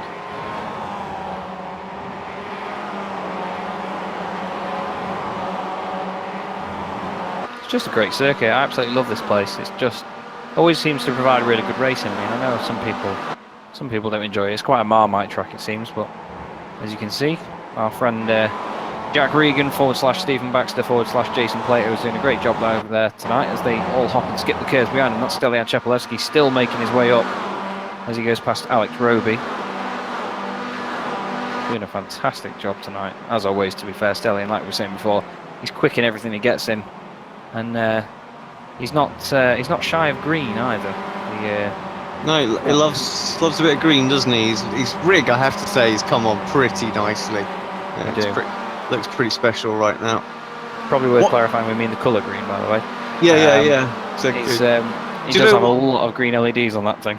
Do you know what makes me chuckle so much about Stelian's rig? He's done all this nice, it looks great and everything else like that, but you know he runs with an Oculus. You never sees it! Fantastic stuff. What's that point? So, but yeah, no. It's just there for show, isn't it? When his mates come round, it's like, yeah, check it out. A nice move there. Graham got it all wrong, and so then just pounced straight through, carried the momentum through for the win then, or for the lead at least anyway. Churney up the inside into turn 1. Max Wright can't do anything about that. He's just continuing how he did in the spring sort of mini season, isn't he? He's doing a great job of this one. As I see that lovely latency bar in the top right corner of my screen going a bit mental, so sorry if I sound like a robot. Max Wright getting a big old slide on out of there. Fantastic stuff to see. And we've got Anwar in 3rd place now, up 23 places. So is Stelian Chepelevsky. William Daniels is actually up 27 places in this one, so fair play to William for that as well. Great effort. He is the biggest mover in the field. Taylor Lane at 21 places, a bit further down as well. Just everywhere you go, there's just someone side by side at least. We've got the number 7 car there of Ashley Beard just in front of these guys. Nick McCarron with the rallycross exit of turn 6 there. Ashley Beard on the right hand side now, trying to make the move. Sorry, it's not Ashley Beard, that one. That's the number 39 car, isn't it? That's William Daniels. Taking the opportunity, showing why he's made up so many places in this race. Really close as they go over the curbs there. Fantastic stuff. And that was Lord Murray sending it skywards over the curbs as well. This is a great scrap between a good spread of drivers. Lots of different teams. You've got the Momo boys there in this one. You've got the Northern Lights racing cars. That's Jamie Ayres down the inside of his teammate Nick McCarran. Brake discs glowing. You've got Youth Energy in front of them. Automac. I think as well we're going to see William get a slowdown there on that one in the Northern Lights car because he was all over the grass on the hairpin. Seems to be okay actually. I think you are okay on that one. You can get away with it there on the hairpin. Really penalise you. Yeah, I suppose actually you're going quite slowly through there anyway, aren't you? So you might not get any gain from it really. If anything, it just costs you time. You can't quite get on the power the same. Yeah, that's another true. fastest lap for Sheppy. 155.901 again. That's scary because I think the next fastest lap's a 156.8, so he's another 9 tenths quicker than anybody. Brilliant, brilliant stuff. And the thing is, he's doing all this while he's fighting in traffic as well. He's just, I mean, we saw him making overtaking moves on the last lap, so he's not in that much clear air to be fair. And he's half a second behind Jack Regan, Stephen Baxter, and Jason Plato all in the same car. But he's just pounding these laps in. He's doing a fantastic job as always. We've got Alex Roby here defending from Peter Van Gool. Big slide on, brilliant correction. That was great stuff. I mean, he may lose a place from it, but style points all the same. Great stuff to see that. We've seen others end up in the wall there, haven't we? Similar sort of thing. We have, yeah. That really tests your skill of how you save a car. That sort of slide. You've got to react to it quickly, but not too quickly to overdo it. As they both run wide there. He does really well to avoid Van Gool as well. Lets him keep the place, it seems. We'll have to see what they do coming down to the hairpin. Unless Van Gool got a slowdown for being over there. He must have done because, yeah, look at the speed difference. Real shame that, but that's what happens in motorsport. He's made the move. And Alex Roby is through. That's given him 8th place now. He's actually down 6 places from where he started. He started second on the grid. Not that you need a maths degree to work that out. But Van Gool's now coming back alongside. He's got the run. Might even have it done before the chicane. Don't know whether Roby will let him get away with that though. Might try it late on the brakes to defend. He sticks to his line, but no, he's a little bit earlier on the brakes. As we look at Anwar Smith then, and Max Wright into turn 1. Anwar's going to try and chase down race leader Alex Cherney here. Anwar obviously the race 1 winner tonight, so to try and get a second win in one evening would be fantastic. We've got one more lap after this one, so he's got time to do it. What do you reckon, Alex? Yeah, definitely possible. And I think if he can just use this lap just to get to sort of like about 2 tenths of a second behind, right on the tail, which I think will be done by the time they get to the chicane. Sure, just the draft will do that. Whether or not Cherney can really push through this section, try and build a bit of a margin. He needs Wright really to battle a bit with Smith. So, well, this is whether or not Brian's bet is going to come true or not. Right now, I have to say, it's not going to be a straightforward slam dunk one, that's for sure. No, definitely not. It's a tough cookie. We'll have to see what he can do. It's a really good line of drafts actually. You've got Chepelewski and then Baxter behind that as well. Max Wright doing a really good job in 3rd place. Have to just see who can defend from who and who can get the moves done. Did have a little look, but had to sort of check up somewhat through the corner. That's allowed Stellion to get a better run. So really the battle for 3rd is certainly going to be on this lap. Might allow Stellion to move forward in the final lap, but here comes Smith. Just seen in the chat as well, Adam McNally, the Youth Energy team manager, is saying that they're running Anwar on Shell Ultimate tonight, which seems to be a cross between Shell, V-Power and BP Ultimate. So I don't know what they've put in that car, but it's working, and he's got the lead with that brilliant move through chicane. As I say, he's through. Got a commitment on the brakes. Also, in regards to the incident that we saw at the beginning of the race, hashtag blame Lundgren has come out of the woodwork in the YouTube chat. I'm not quite sure whether Rob wants to put that on himself, but he has done, so fair play if you've held your hands up, Rob, but hopefully the hashtag doesn't stick around for too long. As we're on board now with Cherney, you get to see that lovely bloom lighting effect that iRacing have put on the surface recently. Big slide from Cherney there. He's going to lose a bit of momentum coming up to turns 5 and 6. Trying to hug the wall on the right-hand side. Going to get on the brakes and change it down.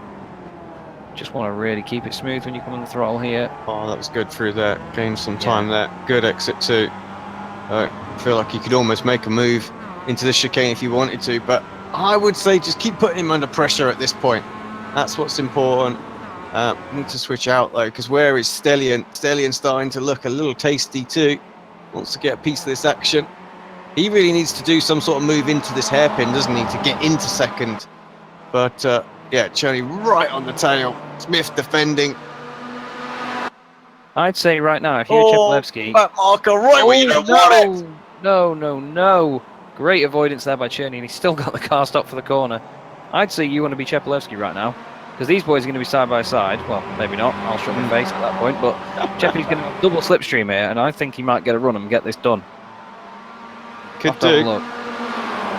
Just got to keep your foot flat. Make sure your pedals aren't flickering your brakes, and just go for it. Anwar's going to defend the inside. Cheppy's going to go over to the left. They're going to be 3 wide, maybe, coming into the last corner. Cherney side by side with Anwar then. There they go, onto the brakes. Cherney for the win. Stellion for the win. Stellion, big goal though. It's going to be Anwar. Front. It is going to be Anwar. Great defence in that final corner. But I thought they were going to go through it side by side and it was going to allow Cheppy to get the run on both, but alas, it wasn't. What a great run. Fantastic stuff there, really good stuff. Stephen back CC there coming home in 5th. Hefford 6th. Graham 7th, he's the highest placed AM driver in that one. Max Wright, really good effort in 4th place there. He did really well in that one. But Anwar Smith, 2 wins in a night. That's great stuff. As we've seen McKerran there side by side with number 37, he's going to get a run. He might even get 2 places in this one if he can move out. Don't think he's going to get the run. As one of the Automat cars goes into the wall in the background there. That was Ross Strain losing the place to McKerran there. But there's your man of the hour. Anwar Smith takes 2 wins out of 3 races tonight. I'm not seeing that in quite a while. Great stuff. Yeah, good drive. And you have to think it was a bold move to go for it with a lap to go. But felt like he could defend it. And indeed he could. Yeah, it really paid off for him. It's one of those where you've got to take a gamble. I mean, you can't risk being behind someone in case you get held up. And I mean, with Stellian Chepelevsky there as well. When you're Alex Cherney, you just want to just go for the move. Just get in front as soon as you can. You can't risk it. That's a great shot as he comes towards us there in the hairpin. Love that. But yeah, he just took the gamble and it really paid off for him. So fair play to Anwar on that one. That Shell Ultimate Fuel Adam McNally was on about has obviously done him some good. Right, we just get to official classifications.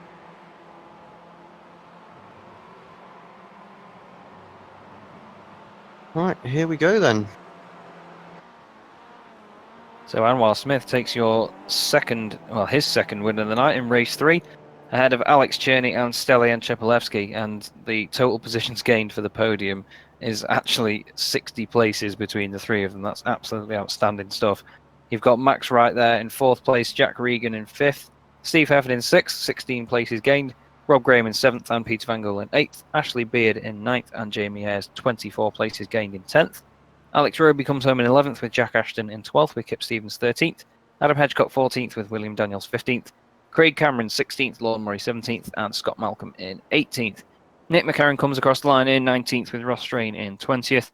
21st is Jordan Giddings with 22nd is Craig Jones. Benjamin Mears 23rd, Tobias Cherney 24th.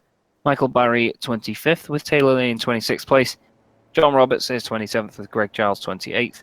And the cars more than one lap down on this occasion were Adrian King 29th, Sean Gardner 30th, Josh Thompson was 31st with Ben Creaner 32nd, Anthony Jacobson 33rd, Rob Lundgren 34th, and 35th was Ralph Cullinan, 36th Carl Hardy, 37th Adam McNally, Peter Knowles 38th, Gareth Ickling 39th, Gregory Vranks in 40th, Michael Key 41st, Stuart McFadden, Daniel Hunt, Lee Berridge, Adam Broughton Grant, and David Ayres round out the field. And also, well, just mentioning his name a second ago, I wanted to give a quick shout out to Adrian King, who's actually in hospital at the moment.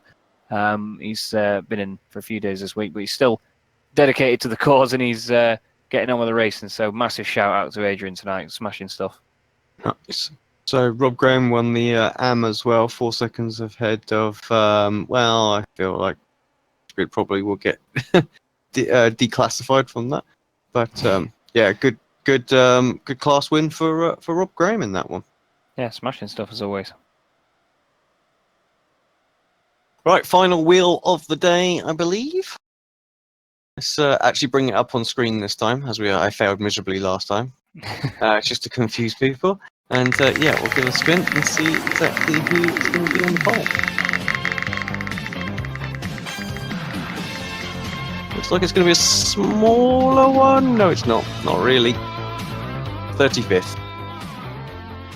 That is going to be...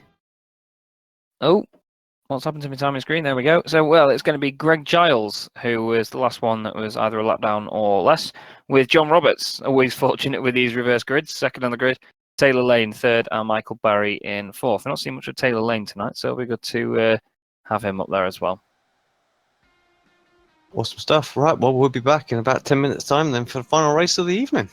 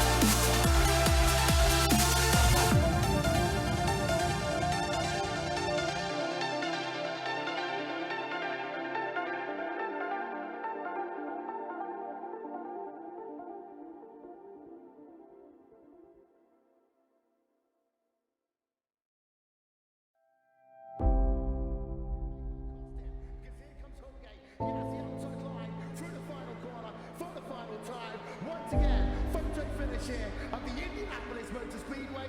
Will it be Tim Hogan? It's going to be Christopher DeMary at the line.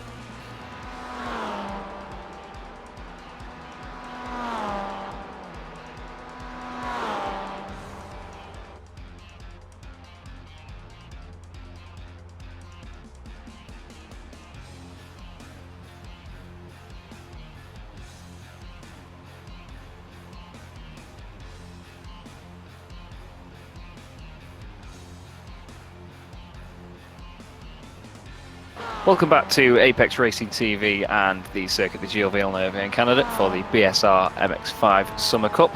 Race 4 of the night then, we're in the lovely golden glow of the afternoon lighting here on iRacing. You've got Chaz Draycott alongside Alex Simpson for the final race of the night, like we say. We've had a really good night so far, so we're hoping to finish it up with a good one. What do you reckon, Alex? Yeah, caught me right in mid-munch, I'm afraid. Yeah, Alex has just been finishing his Watsits between coming into the races here, so thought we'd try and get away with it, but Good. there we go. See. Yeah, well, 3 good races. There's been a few crashes. We haven't really focused too much on the crashes. We've really looked at the good racing that's been out there. So I'm sure we're going to get that exactly the same again. So yeah, looking forward to it. It looks like it's Giles on the pole position, followed by John Roberts, and then Taylor Lane. Mike Barry is in 4th. Let me actually bring the official grid up on screen. And Tobias Cherney in 5th. He's got to be a strong favourite for this one. Benjamin Mies, followed by Craig Jones. Then it's Jordan Giddings, Ross Strain. Nick McCarron rounds out your top 10. Scott Malcolm, Lorne Murray takes us to 12th. The next page along. Craig Cameron, William Daniels in 14th. Adam Hedgecock in 15th. Kip Stevens 16th. Jack Ashton 17th. Alex Roby is 18th, and I think I need to come back to some live images. Yep, the red lights are on, the revs are rising, and they're away. The smoke screen begins, and pole sitter Greg Giles, previous teammate of mine in the Daytona 24 Hours, gets a really good start there. Nice livery on that car, goes through turn 1, and Taylor Lane immediately up to 2nd place, although he's got a wide line through turn 2. John Roberts on the inside there, trying to stick with him as there's a car around. That's Peter Van Gool, who keeps on the inside. Everyone seems to avoid him. I think there might have been a bit more contact on the outside. You can still hear cars knocking together. That's Rob Lundgren, so hashtag blame Lundgren might be coming back out at some point on the YouTube chat. Hopefully not, though. As Peter Van Gool gets going again. Looking at Nick McCarron now in the thick of it. That's Lorne Murray there next to him. You've got one of the Northern Lights racing cars behind them. Oh, contact there. That car goes around. That was number 12. That was William Daniels. He was in contact. Lorne Murray gets collected by a moment. Go there at all. Yeah, that's... Oh, he's right in the middle of the road. Oh, Come on, guys. chaos. Slow down. Slow down. What are you doing? Yeah, people need to just be getting on the brakes there and easing off. That wasn't great. I think there was 2 or 3 Momo cars in there. There's someone in the wall there. Seems to have just lost control of it. I think that was Lee Berridge. People Greg just Giles think is they going can down the power order. through these things, you know? They should know better now. They just, you Yeah. can't do it. Get on the Definitely. brakes, get to the side. Greg Patient. Giles has gone down the order, unfortunately. Oh, he's just clipped someone there. That was one of the also met cars at the hairpin who's just joined right in the middle of the track. Yeah, that not great either. Although, actually, seems like everyone avoided him. That's going to be a 4 wide, though. Oh, no. Continues. Wow, I don't know how they managed to all stay on the road there. That was a better stroke of luck than the last one. As now a big gaggle towards led by Steve Hefford. Behind him, he's got the likes of Jack Ashton, Alex Cherney, Ben Creaner, Sean Gardner, Scott Malcolm, and Adam McNally in that group. I believe that Max Wright has just clung onto the back of that one as well. But yeah, like you say, people just needed to slow down there. That was really, really shoddy. There's going to be Hefford really doing well to avoid contact there. Sean Gardner side by side with someone as well. I think they were door handle to door handle over the curves. They all got away with it. Yeah, definitely. But it was one of them where people did just need to slow down and just chill out, because everyone just tries to think, oh, well, days of thunder through the middle of it. You can ask Mr. Ben Gregory. He's a bit of an expert at that. You've got 2 Automac. No, it's not 2 Automac cars. I shut my mouth. One of them's an RSO car. I was going to say they were both up there near the front, but as it stands at the moment, then you've got Taylor Lane leading the way, fastest lap of the race in lap 1, with John Roberts in 2nd, Benjamin Mears 3rd, Tobias Cherney is still in 4th, so he's not making much of a charge forward as we would have thought to begin with. Ross Strain is 5th, with Jordan Giddings in 6th. Good to see Jordan back up there again. Like I said earlier in the evening, he did really well at Charlotte in what was our first meeting to see him. Stellian's around, unfortunately. And there's a lot wrong with that car. That's not going in a straight line. Don't think he's going to be completing this race this evening. See what happened. He's on his own. Is this going to be a self-crash, do you reckon? He's obviously got caught in something earlier on, hasn't he? So we have some afters from it, maybe. Oh, That is what we call an R factor, that. Where you clip a curb and it just somehow barrel rolls the car over. I've never seen that happen on iRacing to that extent before. That was crazy. No, put him out of the race, that's for sure. Very close at the front, though. It is indeed. Got John Roberts then, Taylor Lane. John's just poking his nose in front, but Taylor's a little bit later on the race. Although John makes it way around the outside. Fantastic manoeuvre for the lead. He's got a wobble on, though. They're going to be 3 wide across the line, are they? Let's have a look. Ben Mears is on the right. Taylor Lane in the middle. John Roberts on the left. You've got Cherney there trying to make amends with it. A 2x2 now as they go into turn 1. Taylor Lane's got the inside line for turn 1, but that's going to put him on the outside for turn 2. But he's cleared John already, actually. John playing it safe then, keeping a tight line. Great move into that final chicane there by John Roberts. Really good commitment to keep it round. As Cherney in that one has got past Benjamin Mears now. Let's see whether he can keep it there. Fantastic livery, by the way, on Taylor Lane's car as he's showing it off to full extent with the style points there. It's by Carl Hayes of Hazy Designs, that livery. It looks absolutely brilliant. We were talking about it in Wheel GT last night as well, because it looks similar on their Mercedes. As this is Josh Thompson and Ross Strain as Ross goes the scenic route. Oh, he's got away with that. I expected him to be ploughed into the wall. We'll get a slowdown, but honestly, by the time he's up to speed again, probably would have served it. Yeah, he did a really good job of keeping that out of the wall, though. He did seem to squeeze Josh a little bit, though. It didn't seem like Josh had anywhere to go. But thankfully, both of them got away with it. He may have lost a bit of ground, but I'm sure he'd rather that than not finish the race. As we look at Sean Gardner, he's involved in a battle with Jack Ashton, Michael Barry and Ralph Cullinan. Oh, sorry, Ralph Cullinan is further back from them. Actually, it's the boys in front of him.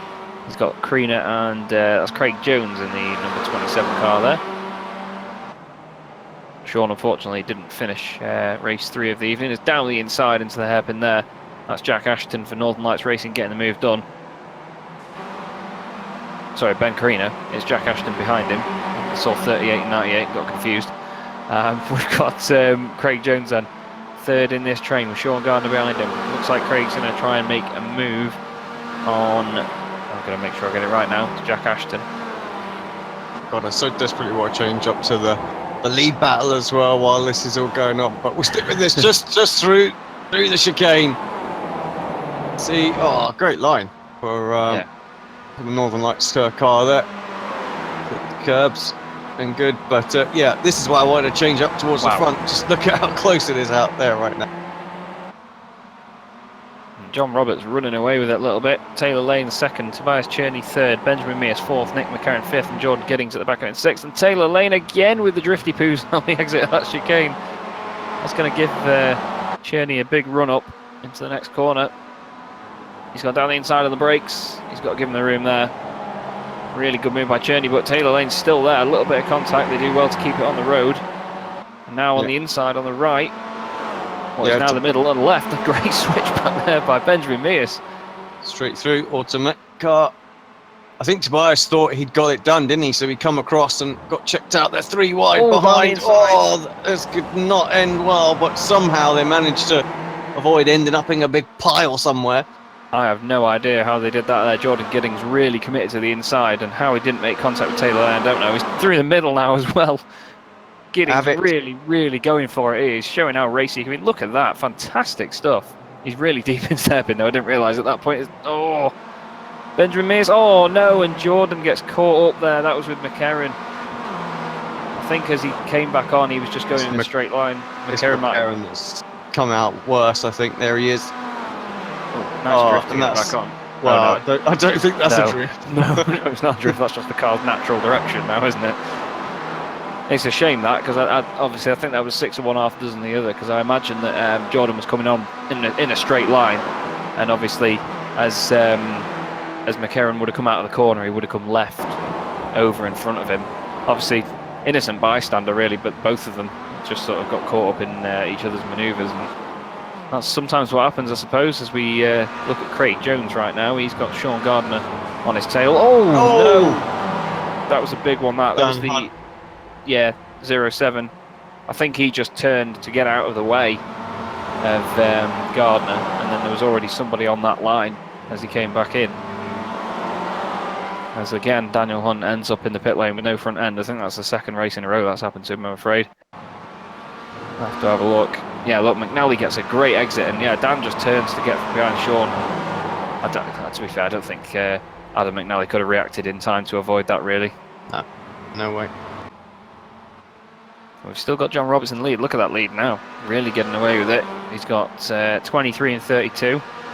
Taylor Lane, Benjamin Mears, the other way around, sorry. And then Tobias Cherney in the middle of it all. So great battle by these boys. They've kept it really clean so far. So there's the jinx for that, as there is contact. Yeah.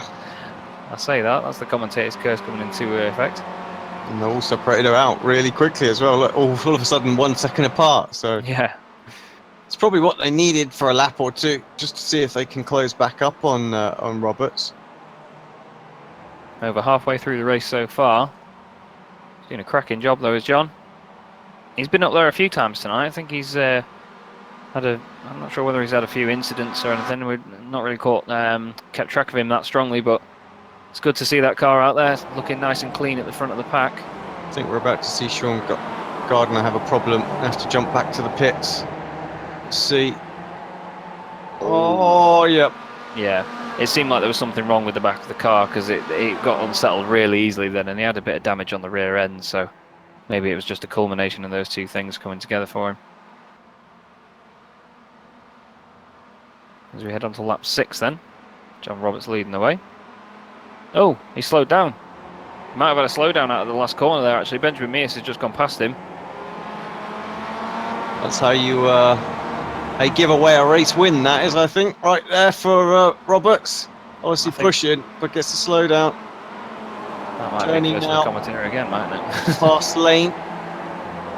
Right. But yeah, Mears was just about close enough, wasn't he, to pounce. Yeah, definitely. I think if he would have carried on battling with the other guys as well, that might not have happened, you know. He might have still been held up a little bit because that's only a small gap that he's got, so it's, like we were saying before, it definitely favoured him that that battle came to an end with the contact between the other two.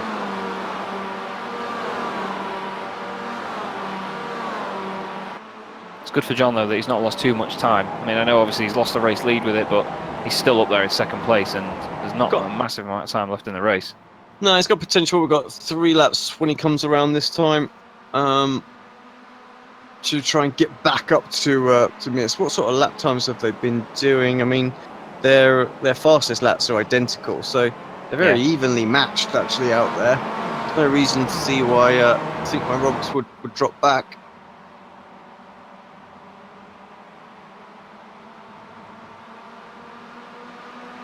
Nicely spread out group there. He has got Cherney closing down on him though. He's got Alex Cherney in 5th place as well. So both the Cherney boys are up there as ever. Good run from him. 22 places to get up there. That's pretty impressive. Yeah, really good stuff. Josh Thompson, another big mover as well while we're on the subject. He's up 25 positions to 6th place. I think Adam McNally's the only other guy. Oh, David Ayres actually as well is up 27 places.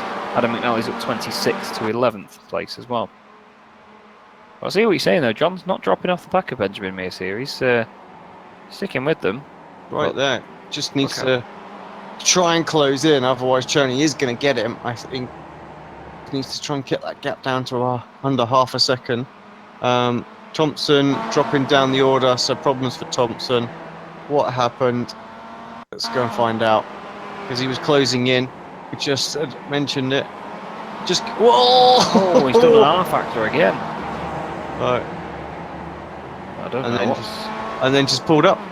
Yeah, I'm not sure whether that might have damaged the car or done something there, but yeah, very strange on that. But strange to see that in two in the same race twice, because I always know that one of the original Montreal mods that you could get for R Factor 2 actually caused a lot of the cars to flip over when you caught the curbs on this track. Actually, you'd clip the inside of the curb like that with the inside of your wheel, and it would literally just throw the car in the sky. So it's weird to see that similar things can happen on iRacing. It makes you think that maybe the Montreal physics aren't that inaccurate on R Factor. But John's still putting up a defence. He's just doing what he needs to do, just getting the car on as quick as he can. There's Alex Cherney in the background there is putting pressure on Taylor Lane. It's good to see Taylor's stayed up there as well. John is obviously where he started on the grid, second. And Taylor Lane started third, and he's only down 2 places now. Alex Cherney has gone past him. But you want to think at this point that the RSO boys will try and work together here to get past the Savage game and the boosted Yeah, Savage game, certainly whatever. past Roberts. I mean, they need to get by Roberts this lap, really, don't they? So, like, now, if they're going to have a chance at winning this one. So they've definitely got the pace on Mias, that's for sure. Can't really sort of rest. They need to get through. They need to get through cleanly as well, without losing any time. Yeah, that's it. When you're in a battle trying to catch up to the guy that's ahead of the battle you're in, you really need to focus on just making sure it doesn't hinder you too much. You're just going to have to see. Tobias is taking really nice, smooth lines still. I think he's working it so he gets a better exit off the corner, because obviously he knows that he can't match Roberts exactly through the apexes because he'll just hold him up a little bit. So he's just making sure that he gets to run the exit. Oh, Taylor Lane has had a bad night with that corner, and that has just put it to an end. Taylor Lane we've seen drifting through that corner a lot as Cherney goes down the inside then of John Roberts. John's really committed though, isn't he? He's doing a fantastic job tonight of defending these positions. Gets a little bit of a shove. But yeah, Taylor Lane's been drifting that corner all night, and it's finally got the better of him. That promotes Kip Stevens up to 5th place and Ross Train up to 6th. Seems like Taylor's carried on actually, you know. He's still in 7th on our timing screen. Although no, actually he is dropping down the order now. Actually, it's just people catching up with him. I think he's still going, but just very slowly. There's the 2 Cherney boys now right on the back of John Roberts, literally pushing him along. As they go into the hairpin, who's going to be later on the brakes? It's actually Alex Cherney ahead of Tobias now, I've just realised. Sorry, John gets a big slide on out there. He doesn't want to get clipped. Oof. Great reactions there for John to get out of that one. He did a really good job. This is where both of them could get by here, depending on the run. Benjamin Mears helping John out a little bit there by staying over to the right for a second for some slipstream. John's actually got a really good run out of that one by the look of it. Yeah. He's actually going to stay ahead. So that'll work nicely for John. Exactly what the RSO guys did not want at all. Although Alex has got a great run out of that chicane. Really good run. John stays over to the left. I don't know whether he got a slowdown. He must have done. Yeah, he has. That's a real shame. I don't really see too much wrong with that. And I have seen that a couple of times here at Montreal where you can get them when, you know, you're not really taking the mick. Yeah, I was going to say, it seemed harsh. However, that was given there. That's a real shame, that is, for John. He's put up a fantastic race. I mean, he's still 4th at the end of the day. It's still going to be a fantastic result, provided he brings it home. But it's a shame for it to be decided like that, because that was shaping up to really be a really good fight, wasn't it? Yeah, gutted to see. I want to see how these guys were going to do, because John was fighting really hard. Oh, Mears makes a little mistake, and he's going to allow them to close back into within a second. So all of a sudden, he had a 1.5 second lead and really wasn't under too much threat. But now, seeming like he might be going into the final lap of the race. You've got a crabbing Stelian Chepelevsky who's actually still going in that MX5. He's just going onto the left of the shot there. He might be in the front of the camera right now. We'll see him crabbing along. There he is. Just sort of pivoting that car along at just under 45 degrees to the racing surface. We'll have to see whether that helps any of these guys out down the straight. Well, it might help Mears win this one, of course. We're on the final lap, so if he can pick up the slipstream, it might just allow them to defend, really. He is going to get that. He is close enough to pick up a bit of that draft. Look at that thing going down the straight. That's brilliant. Fantastic stuff to see. Stelian really committed to getting this car around, but I think Alex Cherney's going to get a run, but it's not going to be enough.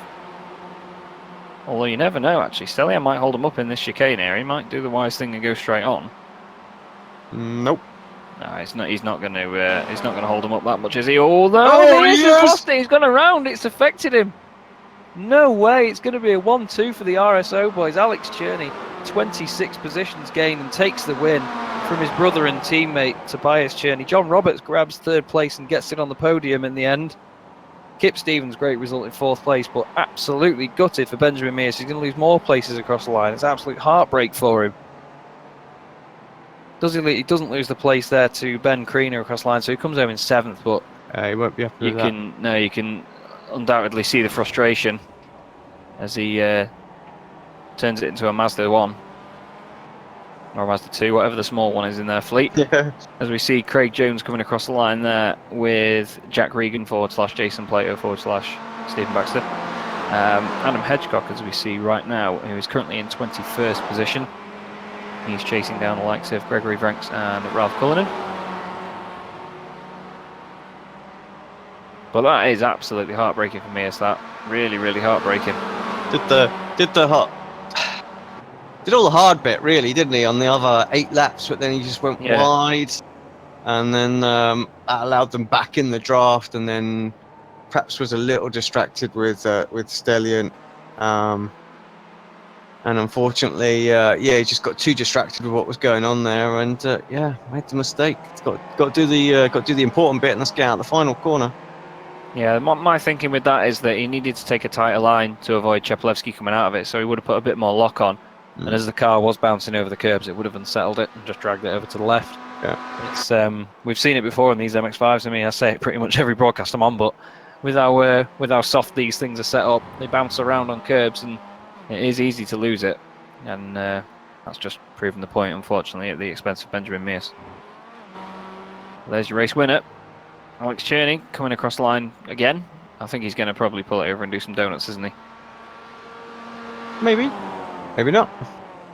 While he's doing and deciding that, I will. Yeah, he is. I'll get the results up. Here's Anwar, though.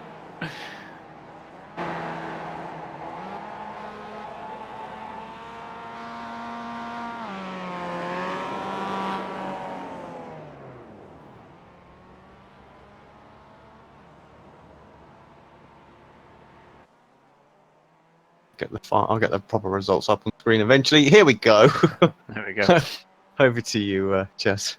So fantastic result then, 27th on the grid to a win for Alex Cherney, with his brother and teammate Tobias Cherney second place in that one. John Roberts, highest positioned AM driver, getting third place and rounding out the podium.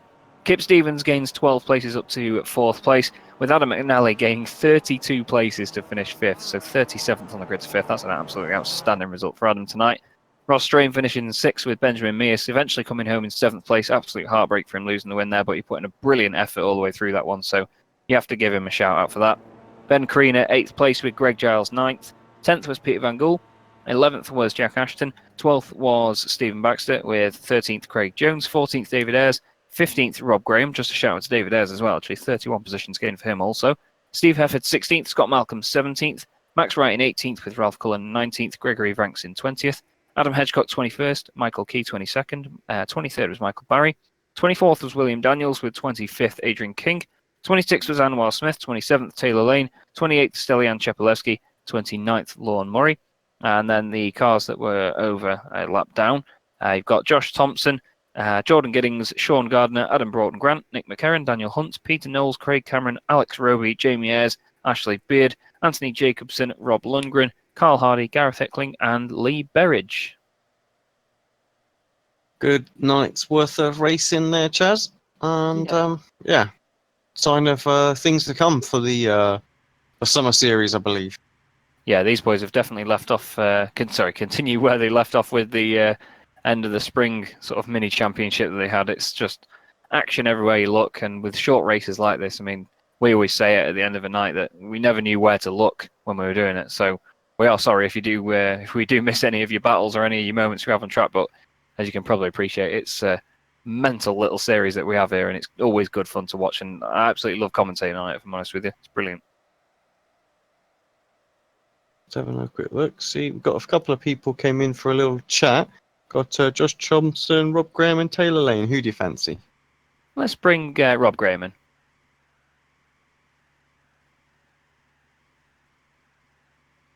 So Rob Jones is in the commentary box now. Rob, how do you feel about this evening's racing? How did you get on?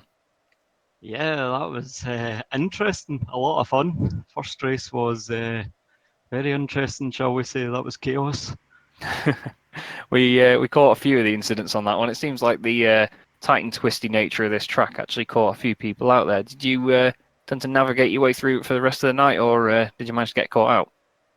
Yeah, mostly not too bad. I was a wee bit annoyed with myself in race 2 because I was running really well until the second last lap in that sort of left-right hander midway through the track. I wasn't really near the corner, but I spun myself off in that. The one that all the problems were happening at all night. Spun myself off in that into the wall and ended up down the back, but crawled over the line. But Yeah. it allowed me a decent start for the third race, and I managed to finish 7th in the third, so that kind of made up for it. Yeah, I believe we got footage of the half of the MX5 making it across land in that zone actually, but it's good to see that reverse grid worked out for you though. Obviously for the next one, I'm just trying to find out on the calendar again where we're at, because obviously I'm overly prepared for this. But how are you feeling towards going towards the next one? Next one is Indy Moto. That's a track I quite like actually, so yeah, I'm quite looking forward to that. I really enjoyed the spring season in the MX5s, had a lot of fun racing it, and I felt I was getting some decent speed going at times, so yeah, looking forward to Indy Moto. I think that's a track I'll enjoy in this car. Good stuff. Well, it'll be good to see you and the boys there. Anyone you want to give a quick shout out to before you go? Yeah, just the usual, you guys, the series runners, and obviously our sponsors, Automatic Performance Garage and Skilbride, and Knockhill Racetrack. Smashing stuff. Well, we'll see you at the next one, mate. Best of luck. Brilliant, cheers guys.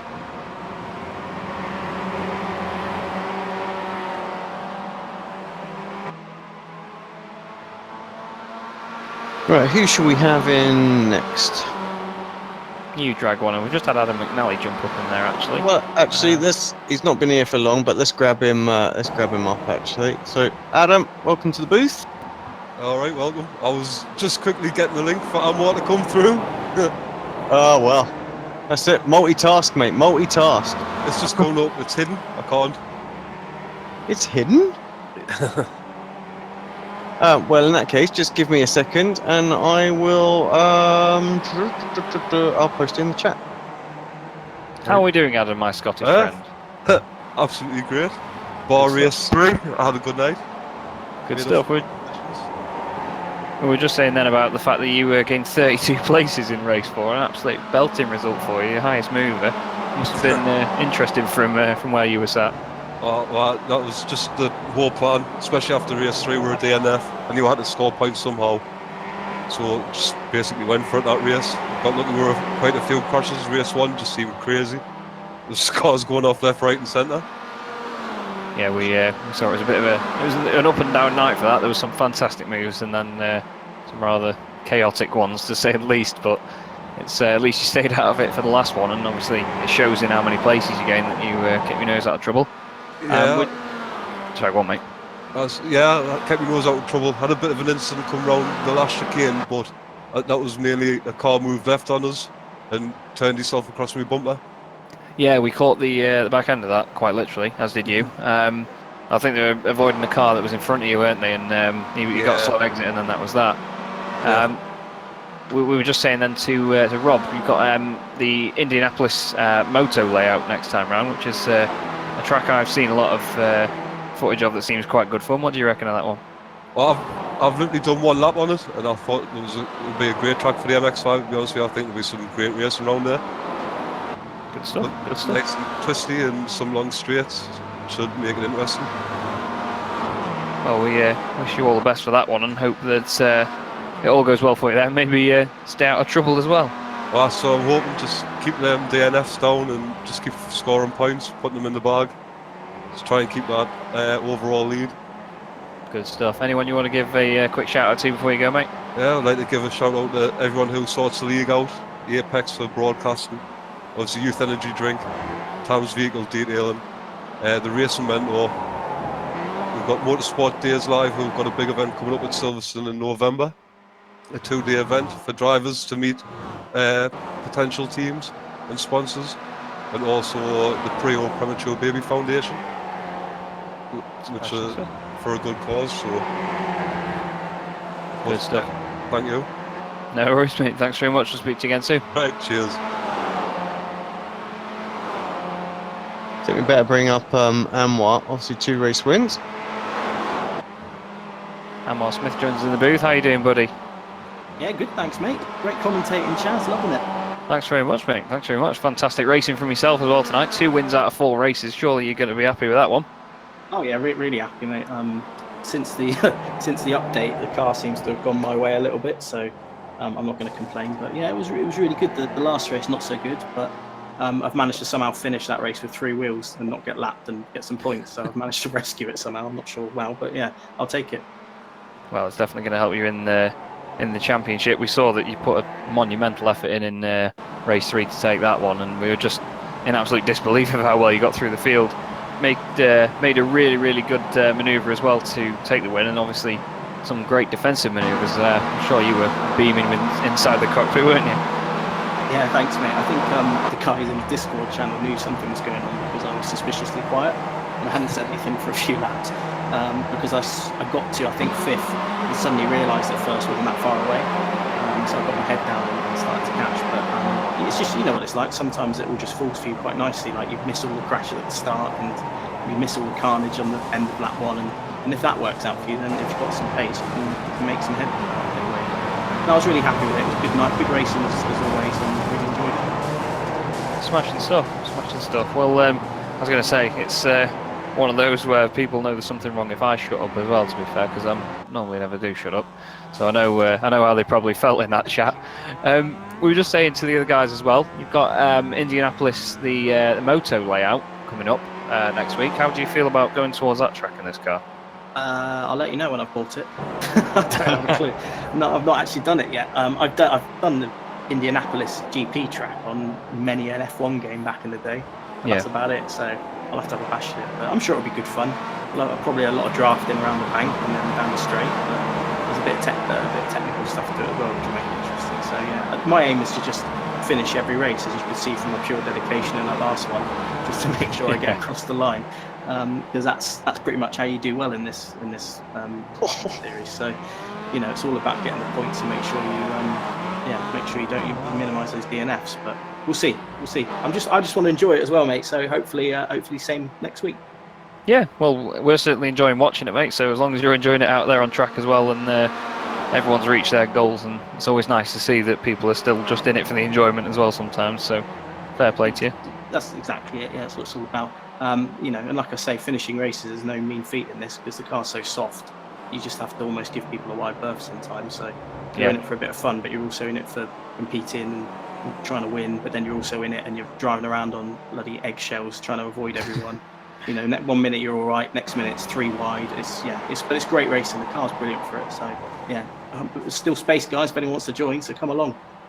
Yeah, I agree with that. I'd say definitely get into this series if you're watching it and enjoying what you see. It is really easy to get involved with the BSR guys. They put on a good show, as you can see, and there are a lot of really enthusiastic people racing along there with you. So if you want to get involved, do check out their website at bsrhub.com and get registered, and obviously get on the iRacing service if you're not already, and go from there. So, Anwar as well, do you want to give anyone a shout out before you go? Oh, just the Youth Energy boys. Adam McNally, who's already been in, and Ash and all the others. We had a pretty good night as a team on the whole. I know Gareth didn't have a great night, but we worked well together in quali, and without those boys, a lot of it wouldn't be possible. And also shout out to Brian Holmes because yet again, he's the one who got me quick in this car. Before he came along, I didn't know what I was doing. So thanks to those guys. Good stuff. Well, good luck at the next one, mate. We'll keep a keen eye on you then and see how you get on with the newly purchased track. Yeah, cheers, man. See you later. Take it easy. See ya. Anwar Smith, double race winner tonight. Did a fantastic job. That's pretty much it for tonight, as far as I know, isn't it, Alex? So we're pretty much running out of time now. Yeah, exactly. Done and dusted. Needed to get him in.